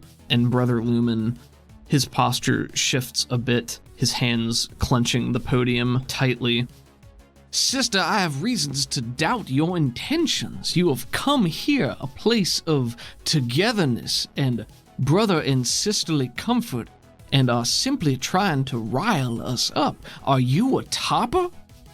I am not about to get taken in by another multi-level marketing scheme to promote togetherness. I've been trapped in these before. It's not going to get me again. My sister, you are welcome to leave if Doesn't you seem so like we are, though. desire. She's pointing at the door, accusatorily. All I'm saying is, having group chants with words we don't understand sounds a bit culty. How's Anji doing with this? She's being very loud. Anji is delighted. Anji has specifically not chimed in at any point. She's sitting there and she let you take your hand back. She's not holding your hand, but her legs are crossed, her hands are clasped on her knee, and she is... At the beginning, she probably looked more delighted, and now that everybody's looking around and you're trying to stir things up, she's doing her best to play into that. So she's looking concerned, maybe puts a hand on her chest. She's trying to save the most people by getting them out of here. Yeah. Of their own volition. Sure. As it becomes very clear that you are indeed trying to rabble-rouse here, Brother Lumen reaches up and removes his faceplate and sets it down onto the podium. He has the vibrantly glowing red eyes that you've come to associate with the parasite, with muted wisps of darkness and shadows dancing in them as well. And he holds his hands out to the side as there's a small rippling gasp that goes through the crowd as he does this. And he says, Sister, I have found my light, and I will drag the rest of you kicking and screaming if I must, until you see it the same way. I'm not gonna let you hurt anyone. As he said that, so the one is still blocking the corridor and shoves the one who is trying to leave back in, and he falls down with a onto his back. These people don't care about you. They're just trying to use you. Brother Lumen reaches into the folds of his cloak and produces a large sword. This is all pretty quick. He reaches into the folds of his cloak, pulls out a large sword, and it looks like it's a sleek broadsword, so it's like hand and a half. And he holds it up in front of him in a warrior's salute. There's a crackle of red energy that spirals down his arm and up the blade, and then coats itself on the blade, and then there's a flash. that is going to now cast blind Ah, jeez. on everyone in here. Yeah, checks out. Or everyone that he can reach, at least. That's going to be the start of initiative. Sounds right. So he's going to cast this in a large burst template at you. So it's going to catch you and Anji and probably like half the crowd, just based on how everybody's clumped here.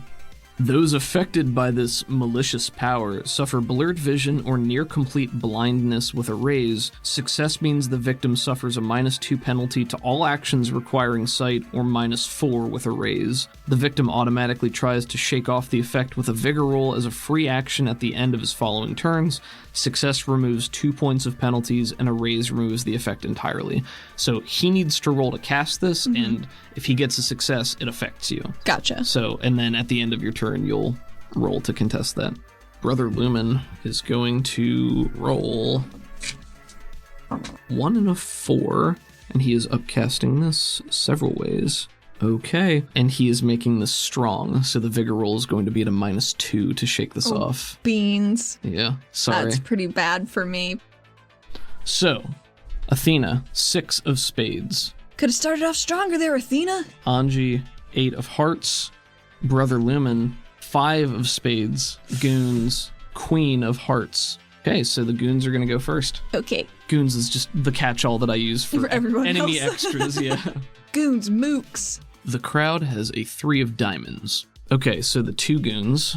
Brother Lumen holds his glowing red sword up, and with a cry of delight, the room erupts into a bright red flash. This happens too quickly for you to react.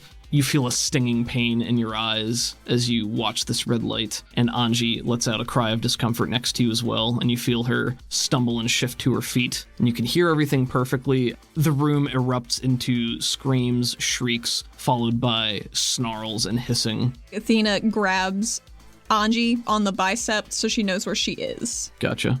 From off to your right, you hear a light metal clatter, and then a very, very loud hiss.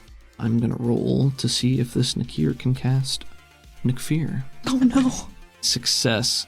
The people standing directly around him that were trying to move towards the door fall back with another shriek. Some of them fall over the benches, some of them are cowering. I think you feel one of them rush past you to try to put themselves up against the wall. The rest of the group is just in a panic trying to figure out what to do. Goon number 2 is going to join his fellow to block the corridor, but he's going to take the area closer to you. He's pretty close to you, but he hasn't advanced on you yet. Okay. Anji moves to the far corner, so she puts herself in the corner, and I guess you can't really see this. Anji takes a quick moment to pat your hand, a quick tap, and then you feel her pulling away from you to move off to your left, which is one of the corners of the room, not near the exits. And she is going to hold her action. Smart. You don't know what for, but she's holding it. Okay. Does she get to roll? She does. Her resistance? That's a bummer. So her vision does not improve at all. Athena, it is now your turn. What do you do? So she's blinking real hard and her eyes just fucking hurt and she can't see anything except for that red that was, what had blinded her. Mm-hmm. And she doesn't want to just start errantly firing lightning into a crowd. So I think she wants to do a test. Okay. Can she taunt him while trying to say some things that might make the crowd double think being here in the first place? What do you say to him? This is a pretty rude way to treat your guests, don't you think? Maybe they should tell their friends to stay away from your little meetings and you won't have as many people here to, suck into your weird red cult. Go ahead and roll taunt. 5. Ooh, blow up a 6 into Damn a 5. it. 11. Fuck. So yeah. I'm not gonna beat that. But maybe the crowd will remember if they aren't panicked. Pretty panicked. Okay. Are you doing anything else? Are you moving? She wants to have her bracers snake up her arms under her jacket into arm shields. Okay. So they're still under. For thematic purposes, I'll let that count as the lowest level of shield because it's, concealed and under there. Probably only goes up half her bicep, but is thicker. But with the intention of interposing that against an attack, Yeah. right? Okay. And then she would love to roll that resist. Oh, yes, please do. This is a vigor roll at a total of -3 because it was strong, which makes it at -2, and you have a -1 vigor penalty for your racial hindrance. Sure do. So -3. You need a 4. Didn't get it, so I'm gonna reroll this once. Okay. 6. 6 is a success, so your blindness reduces by 1 stage. He only got a success, not a raise, so it goes from a -2 penalty to 0. So yes, your vision clears and you're able to see again. What do I see? Have you moved at all, or are you still just... She's still right there. That instant of the blinding flash goes off, sets off this pandemonium.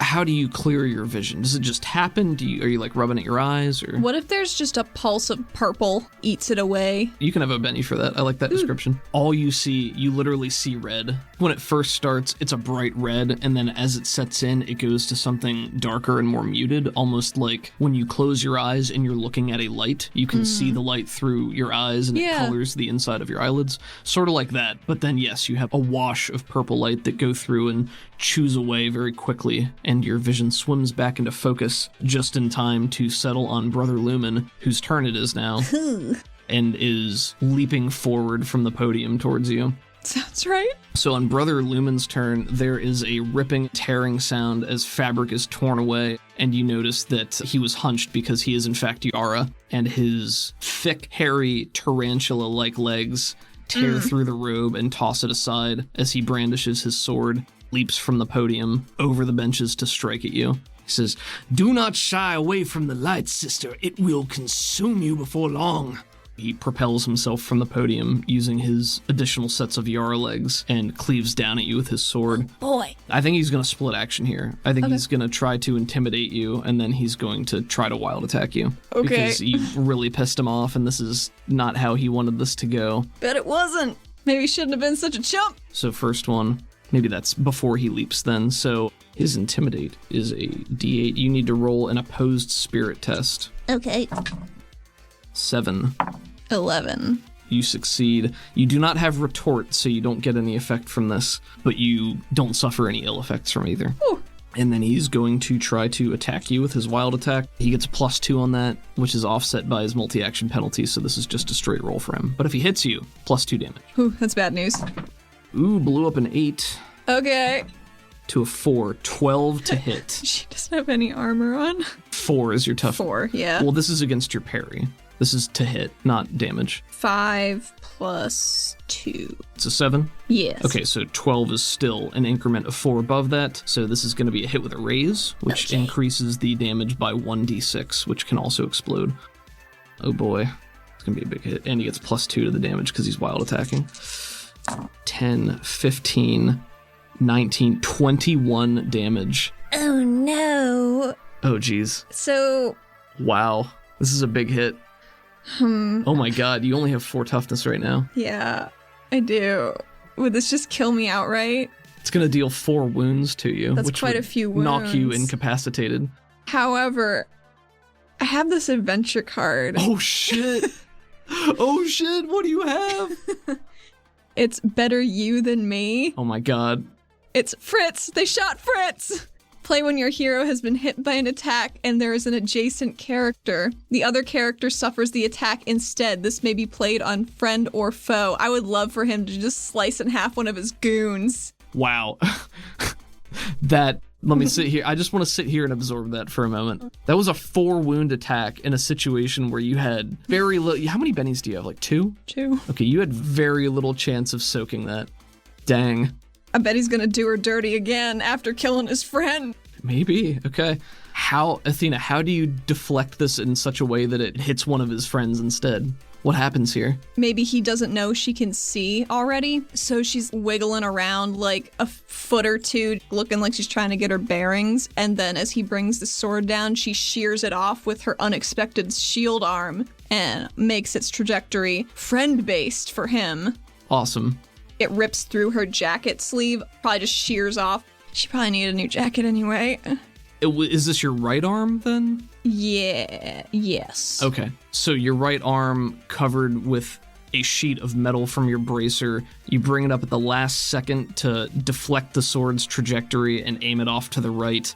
We get a quick point of view shot from Athena, and we see your arm in front of you as the sword carves down, peeling away a layer of your coat. and you just see the maniacal, gleeful expression on Brother Lumen's face as he bears down on you, flicker in surprise as his full weight is pushed off to the side, and the sword catches one of his fellows, cleaving him from shoulder to waist. Oof. Is it the Nakir or the other one? I think it's the other one. It's an umber-skinned human man who is snarling and hissing himself at the crowd, and his eyes widen as the blade flicks down, and you hear the solid thump on the ground. Maybe 2 thumps. Brother Lumen's surprised expression widens to disbelief and then tightens into a snarl of hatred. Oh, that's a shame. Good help. So hard to find. And that is his turn. The crowd... Boop. The crowd is still in a panic. As Brother Lumen leapt over everyone, they spread, and most of the crowd is now moving deeper into the room, away from the exits, because there's nowhere else to go, and they are too afraid to try to fight through this Nakir. And that's their turn. Athena, 9 of hearts. All right. Anji, 4 of clubs. Brother Lumen, 3 of clubs. Goon, 10 of clubs. Crowd, King of spades. The crowd's goal at this point is to escape, but they're all too afraid to go near this red-eyed Nakir who is snarling at them with this giant guy brandishing a sword. So they are going to move deeper into the room and cower until such a time as they are able to flee. So that's what they're doing on their turn. Checks out. Next up is Goonie by the door, who is, now that everyone is being scared away, he is going to move up over his dead fellow and try to bear in against you with Brother Lumen. Checks out. So he is going to get a +1 on his attack, his fighting roll, because they're ganging up on you now. That's right. He rolled a 1. Hey, when someone rolls a 1, something happens. Something does happen. Why don't you tell him it's your hex? How is he attacking me? He's trying to pounce on you and bite you. So he's just running at you and he's going to try to grab you and just take a bite out of you. What if he trips and falls directly into the bench and chips one of his teeth? Oh, jeez. Okay. So yes, running at you. As he's reaching for you, it's almost like you can feel this... I don't know. How does it feel to you when you're... And this is your... what's it called again? Jinx. Jinx, yes. The Jinx from Superpower list. Now that she's more attuned to feeling it happen... feels like an adrenaline surge for a second when it shouldn't be. So yeah, there's a very brief flash of clarity in this moment as you see it coming towards you, and then in slow motion, you watch it step. Maybe it slips in the slick of blood as it's running over its fellow, and then it is flung with a confused expression off course and smashes its face into the bench and chips a tooth with another hiss of displeasure. Excellent. And I'm going to say that makes him vulnerable. Athena, 9 of hearts, it is now your turn. Athena wants to take out the Nakir. How are you doing that? She's going to cast Bolt, but I don't think it's lightning this time, because she's still trying to, maybe not who she is. Sure. It's her natural Corey like we saw in the motorcycle chase in the first season. Golden Comets. You can go ahead and roll your bolt. He is vulnerable, so you get a +2 to this roll. She just started using lightning when she started doing Shazad because it was more fashionable. It was cooler. It's cooler. She likes theming, and now she just loves lightning. Theming is a gateway drug. You get a +2 because he's 9. vulnerable. Yeah. So that's with a raise. So this is an interesting situation, and I honestly don't know what the ruling is, so I'm going to include the vulnerable. But when you're casting Bolt or any kind of ranged power, it's a little different than normal casting because the cast roll serves as your attack roll rather than activating. Yeah. So there are circumstances where when you're rolling to attack with Bolt, you might get a 4 or higher and it'll still miss the enemy because they have cover or something. Right. So because it's treated like a ranged attack, it can still get penalties from cover and things such as that. So I'm going to say, because he's vulnerable, this is going to count for your cast/hit roll. So success with a raise. Excellent. I'll roll my 3d6. Do that. Shasha! 11. 11 damage is going to be enough to kill him outright. Hot damn. So what does this look like? She's not maybe used to using this trapping because she hasn't in a while. Comes out a little more beefy of a Nova than she was expecting, and she relaxes into a fighter stance and punches towards the guy and explodes his head. Oh, jeez. So we watch as the Nakir falls and chips the tooth, and maybe as it's putting its hands down and blearily pushing itself back up, just looks over in your direction, and we get a POV shot from the Nakir as Athena's standing there with a glowing orange fist and rears back and punches down, and then we cut back to Athena and smoking remains off to the right. She's not looking at it. Yeah, it's a mess. She's very squeamish for someone who does so much damage. Is that all you're doing? Not that wasn't enough. You can still move, but it would provoke an attack of opportunity. I think she's got her fists up like a boxer and yells to the crowd, "You might want to leave!" The crowd was holding their action to try to run out until the way was clear, so they immediately, as they see both of these guys go down, start to book it up the corridor. Good. Filing out. And it's a single file corridor, so it takes time, but they begin to evacuate. Nice. And it is Anji's turn. Anji is going to take the aim action at Brother Lumen. Oh, she can't see. That's why she's aiming. Oh, God. So that is her turn. She's echolocating. And she gets to Vigor. Ooh, blew that one up. It's a 6 to a 2 is 8. And 8 minus 2 for the penalty is 6. So she does succeed. Good, I guess. And she is aiming. And that will be her turn. Brother Lumen, in a furious rage, he's only got eyes for you. 4 of them? Brother Lumen's extra set of Yara eyes, now that he's close, you can see that they are open and they're entirely black. Ooh. Just streaming shadows from the corner. So scary. He's going to multi-action again. Okay. With the first action, he's going to try to push you. He's going to try to shove you to the ground. Okay. He's going to push you and he's going to try to attack you. It's going to be a called shot. Okay. And it's going to be a wild attack.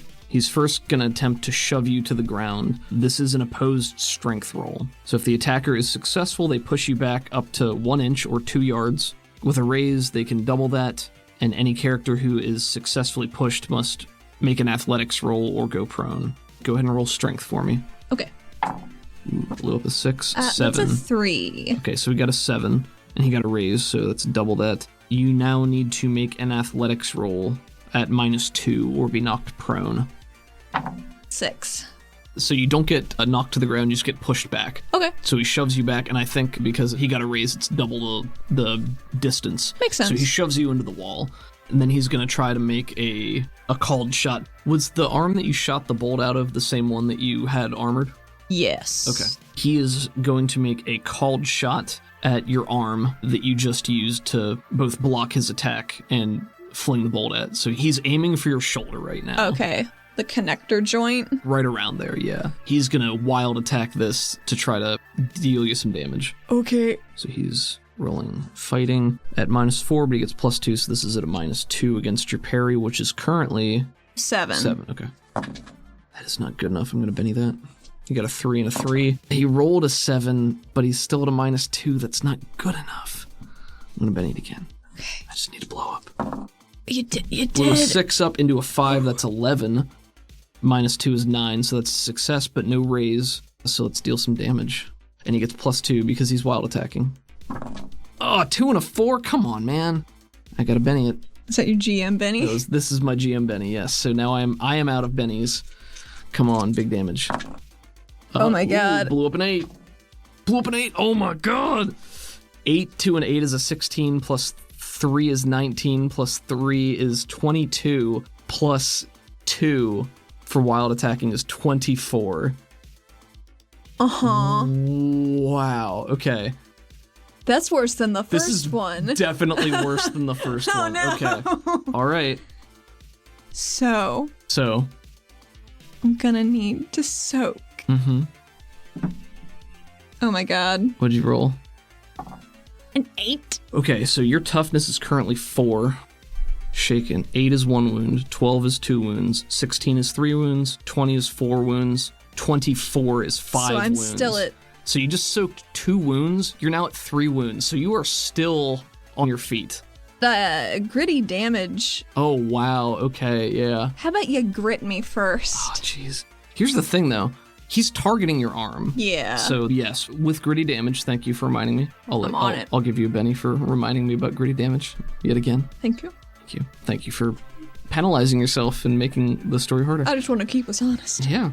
Normally with gritty damage, we would roll on the injury table, but because he's specifically attacking targeted thing, that's what it's going to hit. Okay. Now, in the called shots, for anybody who cares about mechanics, there's a couple options. So there's vitals, which is head or heart, somewhere key that will, you're aiming to kill. That gives a -4 penalty and you get a +4 to your damage. You can target a limb, which is a -2 and doesn't offer any specific effect outside of if there is gritty damage. Or you can target the hand, which is a -4 and forces the opponent to be disarmed. I rolled this at -4. I chose the higher penalty. So this is definitely affecting your entire arm. What it says here for gritty damage on the injury table is the victim can no longer use their left or right arm, rolled randomly if not targeted. He targeted your right arm, so your right arm is no longer functioning right now. It's the same arm that Zidal got fucked up, actually. Twinsies. Yeah, this is a huge blow. Can I suggest something? Sure. Just fucking take it off. You want to take the whole arm off? Just take it off. What does she need 2 whole arms for? I'll make you a deal. If you lose the arm, if you allow your arm to be completely severed right now, I will give you conviction on the spot, which you can use to help you in this fight. If you take that penalty, if you lose your arm right now, I'll give you conviction. And I bet I'll spend it in a dumb way. You might, but you might spend it to stay alive, who knows? Baby. Yeah, you should take it. Oh, jeez. Athena has to learn. She has to learn that these are not good things that she's doing all the time. I can't believe this guy has rolled so well, even with Benny usage. This guy has a D8 strength, and his weapon is D8 damage. It's this guy's his fucking zealot energy. Oh, sure, yeah. And I bet the parasite's wicked angry. Yeah. Oh, he's probably so pissed. Yeah, oh shit, is this the arm with her tattoo? It is. Oh no. Ooh, also your tattoo that you share with Pavi, the Cory tattoos that are connected. Oh, geez. Okay. Well, it is still his turn, and he is Yara. So one of their racial abilities is every turn you can make a free action at no multi-action penalty. You can either run, grapple, or attack unarmed, and he is going to try to stab you with one of his claws. That sounds right. Yeah, so this is also a wild attack. He got a 1 and a 6. Ooh, wait, hold on. Does that trigger your jinx? Or is that only on... It's only on the trait die. Only on trait. Okay, that was his wild die then. Okay, so he got a 6. My parry is 7. No, because I have... cut off your shield, yeah. And this is at a +2 because he's wild attacking, so that does hit. Beans. Yeah, all right. He got a 6, +2 is 8, so it's not a raise. It's just his strength plus his d4. He got 5 damage in total. No, that is my toughness. That is your toughness. It's 4. And you are still shaken, so that will cause one more wound. Yes. Well, I'm gonna have to try and soak that. So if you do not soak this attack, it's gonna render me unconscious. You are incapacitated and dying, yes. Let me try and soak. Go ahead. Yes, please. So this is at a -4 because you have 3 wound penalties and your vigor is at a -1. What's my minus? -4. 5? Is so you that blew up correct? your 6 into a 3? Yes. Yes. Okay, so you rolled a 5. That is sufficient to soak this. Oh my god. Brother Lumen snarling at you as you continue to taunt him, and the room full of his prospective sheep, his flock, if you will, are fleeing the room. You have directly caused the death of both of his subordinates, and he is just manic with fury and purpose. I will give you all the help you need to see the light, sister. And he cleaves downward with his large broadsword, and you feel it bite into the flesh of your shoulder, and there's only a moment of resistance. It's like a hot knife just tears down your side, and you feel suddenly lighter, lopsided even, and then there is a spray of wet red blood that fountains out to the right as you are knocked off center, and he follows that up. As the blade is in its downswing, 2 of his tarantula-like claws spring out from behind him and start to tear against the fabric of your clothing, further shredding your cool red jacket. I don't think she knows her arm is gone. In just a moment of shock as fast. She knows she hurts. Gotcha. But she doesn't know her arm is gone. That's the end of the round. Oh my god. What a round it was. Athena, 8 of spades. Anji, queen of clubs. Brother Lumen, queen of diamonds. which goes before clubs. Oh, fuck. Crowd is 9 of clubs. Do you want to spend a Benny to try to go before him?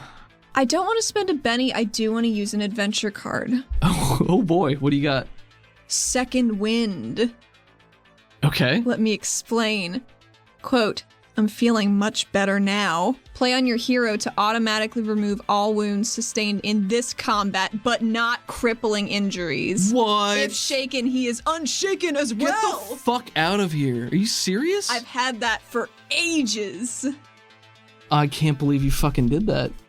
Wow. Is that bad? No, I mean, I'm just amazed that... Did I gas your flabbers? I'm sitting here thinking of how fucking improbable this whole situation is. Jesus. See, I just don't want her to die. Yeah, I mean, yeah.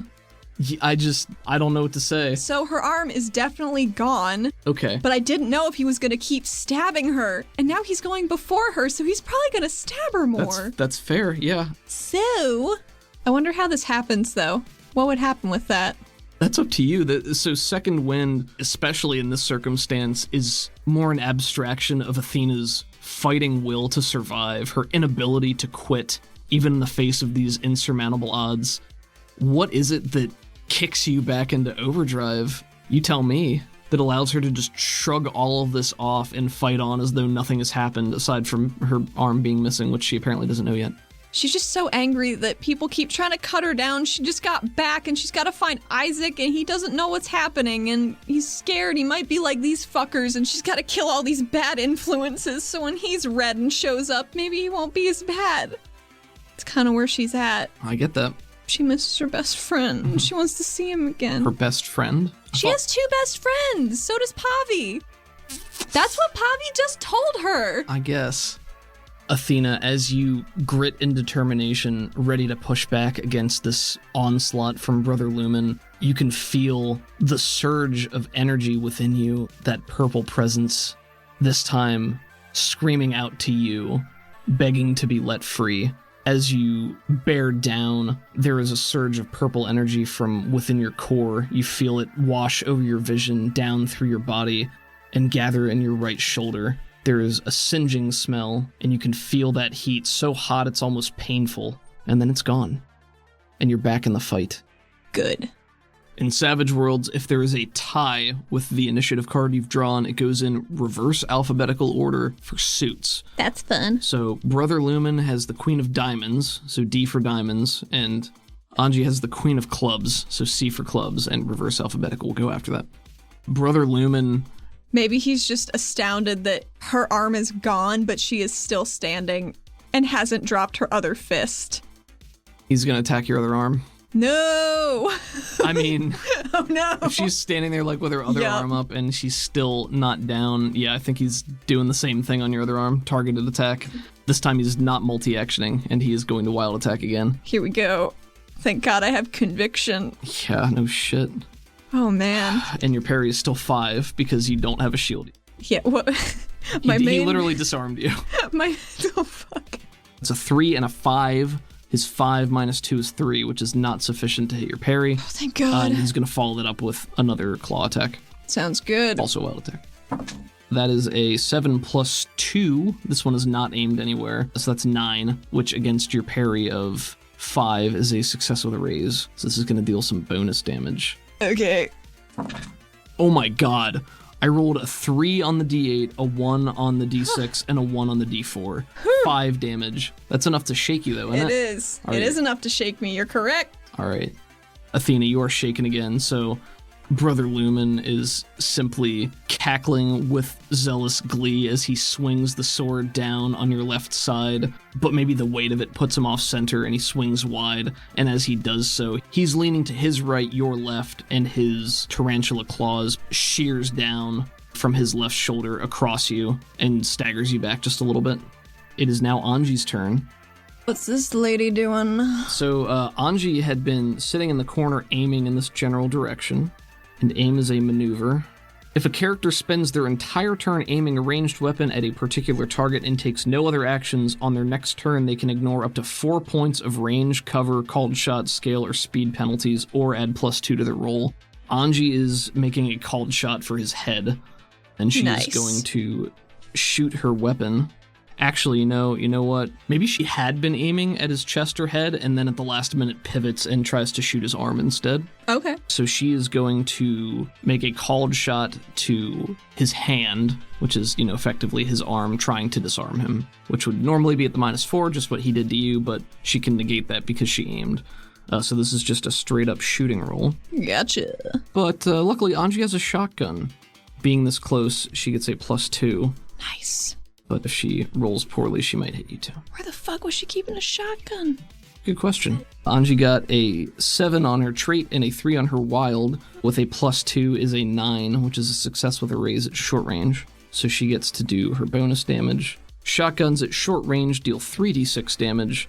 With the bonus, she's rolling 4d6 damage. Oh my god. That is a bad roll. 3-3-2-2. She got any bennies? She is a wild card and your buddy, so she has 1 Benny if you would like her to be I don't know if she's my buddy. But I would like her to use her Benny. Well, if you want your buddy to use her Benny, then you have to call her your buddy. No. Do it. No. Do it. No. Okay, alright, fine. She's not my friend. Alright, fuck. 5 on 4d6. She rolled a 5, a 4, a 1, and a 1, so that's 11 damage. I want to give her my last Benny. Oh, you want her to try this again? I give her a common bond Benny. Okay. I want her to light him up. She just looks over her shoulder and says, "Fucking get him!" Okay. She's so angry. Fuck. 3, 3, 2, 1. That's worse. Useless. I can't believe that. Brother Lumen is not well armored, so his current toughness is 5. Much You mean like he's not armored by his faith? apparently not. That's a bummer. He's literally just wearing a robe and a tabard. Doesn't seem to be anything else under there. Almost like he wasn't expecting a fight. Who would have thought? Okay, so 9 damage will cause 1 wound. He does not have any bennies left to soak with, so he will sustain 1 wound. Disarming. If the attack hits the weapon, the attacker rolls damage normally for an item. The defender must make a strength roll equal to the damage or drop the item. If the attack is against the wielder and shakes or wounds them, the defender must make a strength roll at -2 if it hit his limb, or -4 if it was a hand, plus any wound penalties. Failure means they drop whatever item is in that hand. Alright, well, she rolled with the -4, so he is going to roll strength at -4 to not drop this.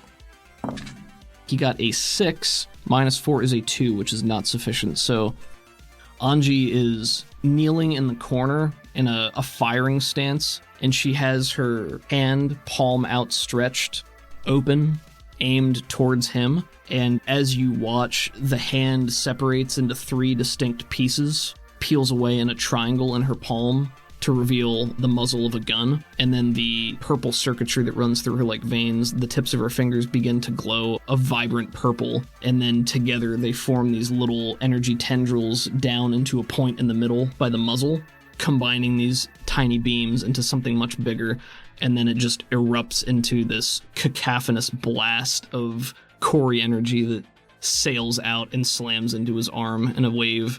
It is aimed in an upward trajectory, presumably to not hit people. Solid. Brother Lumen fails his roll. The plasma slugs of the Corey slam into his arm, staggering him back and tearing the sword free from his grip. It clatters to the ground with a tinny metal sound, and he reels. You get a quick shot of his arm. The robe is burned away. His flesh has red veins chiseled into it, with now a whole bunch of molten glowing pockmarks up and down his arm. And that is Anji's turn. The rest of the crowd now filters out of the room. I say filter, but they're screaming and shrieking as they flee the room, and the last person clears the door. And it is now your turn, Athena, finally. Oh boy. Athena's gonna unshake. So that's a 5. And you do not have any wounds currently, so Nope. that is success. Boom. Wow. All right. I can't believe how. Anyway, let's finish the combat. What an eventful combat. What Athena's gonna do, she wants to do a ton of damage, Sure. because she knows if she takes this guy alive, we might get something out of him, but he also seems very zealous and probably won't give up information, even maybe during an interrogation. She just doesn't know. So she's gonna cast Bolt with lingering damage, but also upcast for damage. It's a big bolt. It's a big bolt. Almost a Bulig. Almost. I've gone full Bulig. Well, that's a 6. A 6 is a success. Actually, he's vulnerable because he was wild attacking. So you get a +2. It says an 8. That's a cast with a raise? Yeah, I'm sorry. Everything that you've done against him should have had a +2 because he's been wild attacking this whole time. I haven't really done a lot to him. Yeah, this is the first thing I've done against him. I think that's why it's only coming up now. So that's 4d6? Anji, well, let me see here. Anji would have gotten an 11. That wouldn't have changed anything. So yeah, if you upcast it for damage and you got a raise, then yes, it's 4d6 damage. 16 damage. 16 damage. Okay, his toughness is currently 5. So 5 to 9 is 1, 9 to 13 is 2. Oof, if you would have gotten that 17. Gah! Unless you want to add your conviction. Usually you have to declare it beforehand, but if you want to use your conviction to ice this guy, I'll let you do it. He's at 1 wound right now. You need to deal 3 wounds to incapacitate and kill him. Yes, I would love to do that. Well, go ahead and roll it. It doesn't matter because you only need 1 damage to do this, but... That's an extra 4. Bringing your total to 20, I believe? Yes. All right, yeah, so this is going to deal 3 wounds. He already has 1 wound. This is going to take him out. So with her movement, she would like to run closer to him to get momentum in this punch, and she just punches a bolt through his tabard pattern to add insult to injury. Gotcha. It didn't matter, but you cast lingering damage on this as well. How do you think that affects? Is it like maybe the heat of this punch that bores through him also just sets the clothing on fire? Yes. Okay. Because it's all that yellow fire. Athena, you rear back. We see the gathering of the yellow-orange energy in your left hand, and you take a running step or two as you slam it into his chest, and there's a small concussive blast as we get a shot from the back, and we see the glowing light through his chest before it just explodes out the back, almost like your own shotgun blast.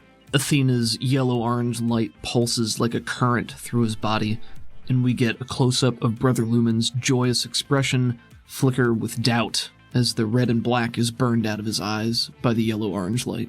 And Brother Lumen is tossed back off his feet, thrown against the podium behind him as we watch his singed clothing catch fire and begin to ripple outwards, consuming him in Athena's light. The appropriate kind of light. As you stand heaving from the effort of blasting Brother Lumen into the podium, there are quick footsteps as Anji rushes over to you. Her hand is on your left shoulder. She forces you around to face her. We need to get you out of here. Why? I still gotta look at stuff. That looks bad. I don't think I can fix this myself. How did you do that?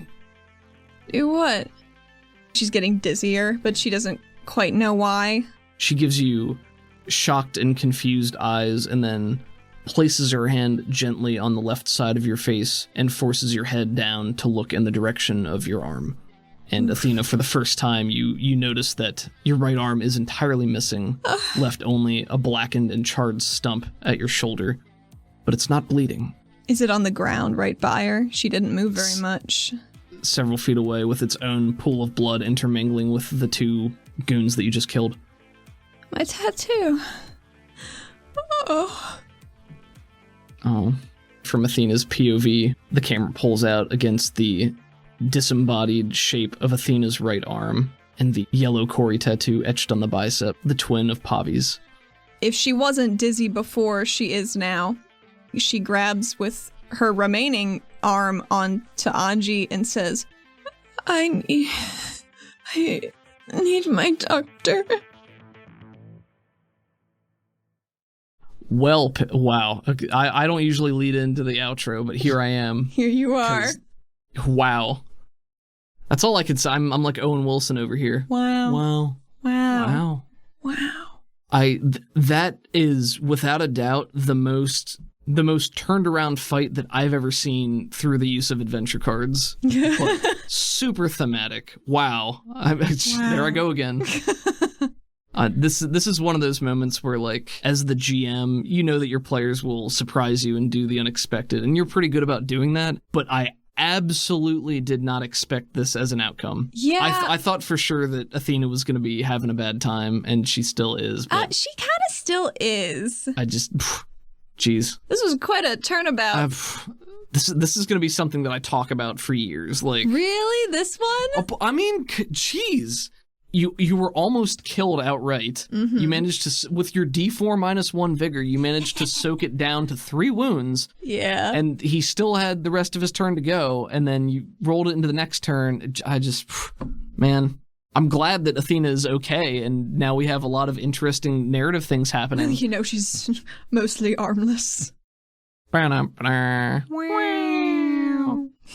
Well, I mean, I specifically did not make that joke at any point because it wouldn't have been dramatically appropriate, right. And I don't think Anji would have thought that either, so. Well, I'm excited for the immediate fallout next episode, because I don't know what's going to happen. Shit, man, me either. Guess we'll have to figure that out. Yeah. This is one of those situations where the story skews off because the unexpected happens. So just one of the many ways that I love tabletop storytelling, because everything's dynamic. I had a way that I expected that to go. This was not it. But this is far more interesting than what I thought was going to happen. So, wow. I'm excited to see what happens next, and I honestly have no idea. She might need to talk to Rex finally. Yeah, maybe. She needs an arm. Yeah. Maybe Pavi can make her a nice one. Maybe. I mean, Anji's here too. She's not getting an arm from Anji. She can give you a hand. No, thank you. A whole arm, maybe. I don't know what dope beats you're going to put on this. Yeah. I don't know what sick beats you're going to put on this week. We got a cool one playing in the background right now. You guys can't hear it, but it's, you know. This one's actually Wave Shaper. Wave Shaper.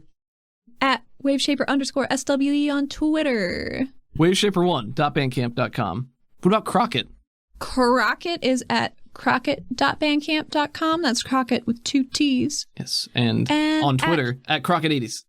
Beat you. Oh man, this is some manic energy after that fight. I got some. I ran out of my caffeine energy like halfway through the session, and then the manic near-death experience brought me back. Yeah. The nice folks at the Pinnacle Entertainment Group who created Savage Worlds can be found at peginc.com. Peginc.com. I'd like to say thank you to the patrons. We do it anyway, but we do it especially for you guys. Yes. Thank you, Michael, in particular. Thanks, Michael. Thank you for your support, and I'm talking over Allie right now, but I'm going to keep going. That's fine. Thanks. Just plow ahead. Plow ahead. Plowing. Thank you for your support, Michael. We really appreciate it. We hope that this episode was a fun surprise. Excitement. I'm glad you took that bargain for your conviction, which you needed to immediately use. Well, you didn't have to, but it was thematic, so I liked it. So good. So good. I'll trade you this arm for a clean kill. You're not wrong. Yeah. Join our Patreon exclusive Discord server. Yeah, lowest tier's $2 a month. Gets you into the Discord. All the cool people. We chat in there. Allie posts character art, specific art every week, which I think some of it makes its way to the Twitter. Some of it does, not all of it. There's a lot of work in progress stuff too. Or you get to see her sketches, more of her process for how she creates the fantastic art that truly brings this world to life. Cool. Well, I mean, it's amazing. I can't do it. I think it's your charisma what brings the world to life. It's not a stat in Savage Worlds anymore. No, but it's your real life buff. Pshaw. Pshasha. No. Take my compliment. Take it. Oh, God. It's so juicy. Oh, fuck. Thanks for being here, guys. This was a fun one. We hope you enjoyed listening to it. And enjoy this bonus scene. We're rolling right into this one. And we'll see you next week, guys. Bye. Bye. We find Pavi and Athena standing on their apartment balcony overlooking the city and the canal.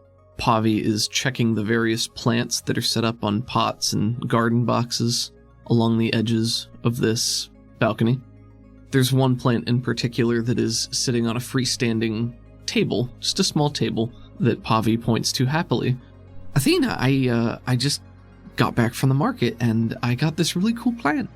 Athena stops poking the very squishable mushroom she's been prodding at, and she looks over and says, "Oh yeah? Well, you get something good?" Yeah, it's, I don't know what it's called. The person didn't either, but I've never seen one before, and they said that they're normally grown on the surface, and they only sprout in very specific conditions. Let's take a look at this bad boy. She walks over and stoops close to this weird surface topper plant. It's a single vine sprouting up from the soil. There are 2 leaves that go out on either side, and then the small vine ends in like a bulbous circle like a dandelion head or something. Okay. The circle splits in half and opens like a little piranha plant. Come Venus flytrappy? Yeah, it's similar to that, yeah. It's mostly shades of green, but there are small orange veins running through it. Veins? Yeah, just like splashes of orange in the color. Well, she's instantly suspicious about that. If it's grown up top, is it gonna survive down here? It's supposed to. Supposedly they're very rare because they only sprout during solar eclipses. Really? That's what the guy said. I don't know. And that's that has something to do with the sun, right? And the moon, maybe? It's shadows, I think. I didn't see any. Well, I could have, but I was scared because I know one of them makes you go blind if you look at it, so I just stayed inside for all of them. Oh, do you think the plant does that? No, that'd be ridiculous. Anyway, Athena starts tapping her foot and looking at this plant. No, it's so it's really cool. You have to feed it this special mixture of Domba blood. You feed it with like a little dropper, like a little eyedropper. It eats blood. It's something about the special, I don't know, proteins and the way they're processed and... Well, why would it need Domba blood if it's from the surface? I mean, I think that's just what we have, you know? So just any kind of blood. I guess. I could probably just prick myself and let it, No, I wouldn't do that. You can't give plants a taste for people blood? That's true. I mean, we do have enough security plants up here, but... I mean, the pitcher plant is almost assuredly coming from me at some point because of how much hair I've dumped into it at this point, but... Makes a small scrunching of her face. It's better than burning it. Maybe for you. What? Not for the plant. I'm sure it's fine with you. We put garbage in there. Well, yeah, but it's not hair. Loose hair is garbage. It just feels wrong. It just feels worse. I don't know. I can't explain it. Anyway, but this plant... I'm not going to feed it garbage because I don't think it's for that, but... Well, you never know till you try. It's a little pincher. The mouth opens on the plant and it makes a small, like... Is this supposed to make noise? I've never heard a plant make noise that isn't Roja. Roja's not a plant. She got plants on her, Pavi. She socks you in the arm a little bit. She's not a plant. I've seen her grow flowers out of her legs. Okay, but she herself is not a plant. Debatable. Well, she also doesn't drink blood. As far as I know of. Yes, yeah, that's fair, but I feel pretty confident in saying that she doesn't, so... I mean, she's probably shot more of her blood into us at this point, if that's what her, her Healy juice is made out of. Again, it's not really her blood. It's more like a complex compound that's made up of... And she lists a bunch of science jargon. Athena has tuned out immediately. She's a cyologist, so her eyes glazed over. She's a cyologist, so she can naturally manufacture those things from herself. So, it would be like she eats food, and then instead of turning it into energy to fuel her body, she can make it into something else. I should bring her more food then. She shrugs. Maybe. Ask her. I should. But this plant, I don't know, do you think it would grow different if we fed it a different kind of blood instead of Domba blood? I'm hesitant to try. It could probably eat barisks. I mean, they're tiny, right? The shell might be an issue.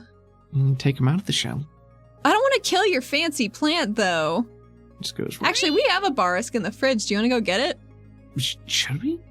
Why not, right? All right, she goes inside and grabs the little chilled barisk and then holds it up, and it brightens and starts to try to snap at the food. It's very vigorous, Athena says with a very worried expression. She feeds it the barisk, clamps down on it and gulps it down in one go, and it's like just a little piece of food inside the otherwise straight vine, like a snake. Athena's real uncomfortable about this. Do you think it's gonna grow? Oh God, I hope not. I hope not. I'm sure it'll be fine. You're very confident about this mystery plant.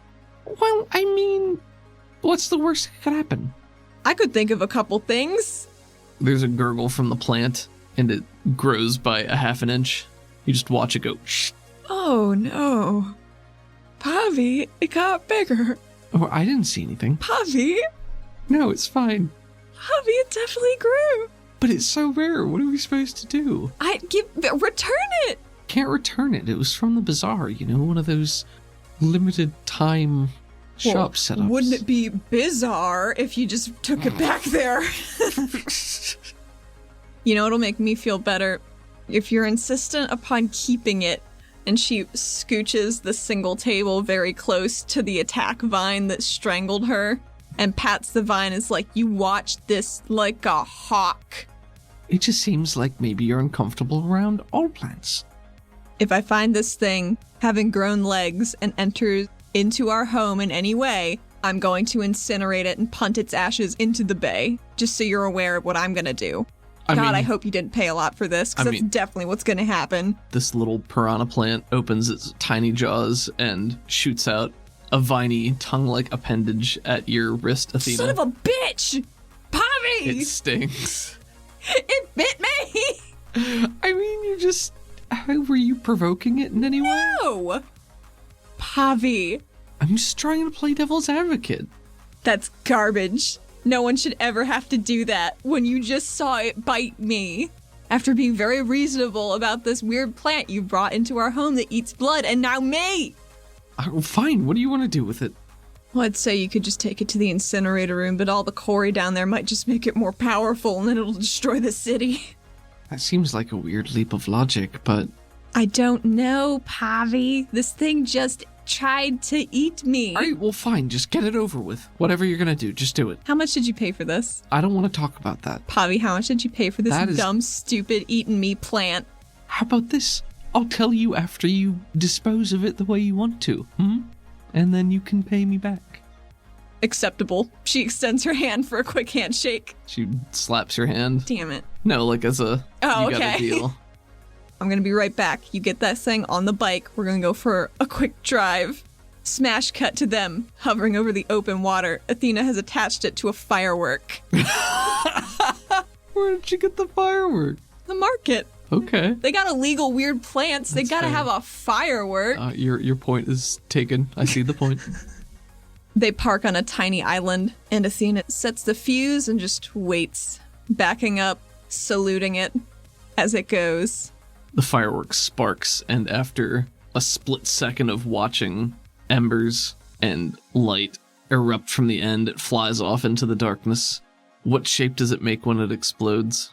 It's one of those big crackly ones that stream down after they're done, like in little spirals, you know what I mean? Sure, I think so.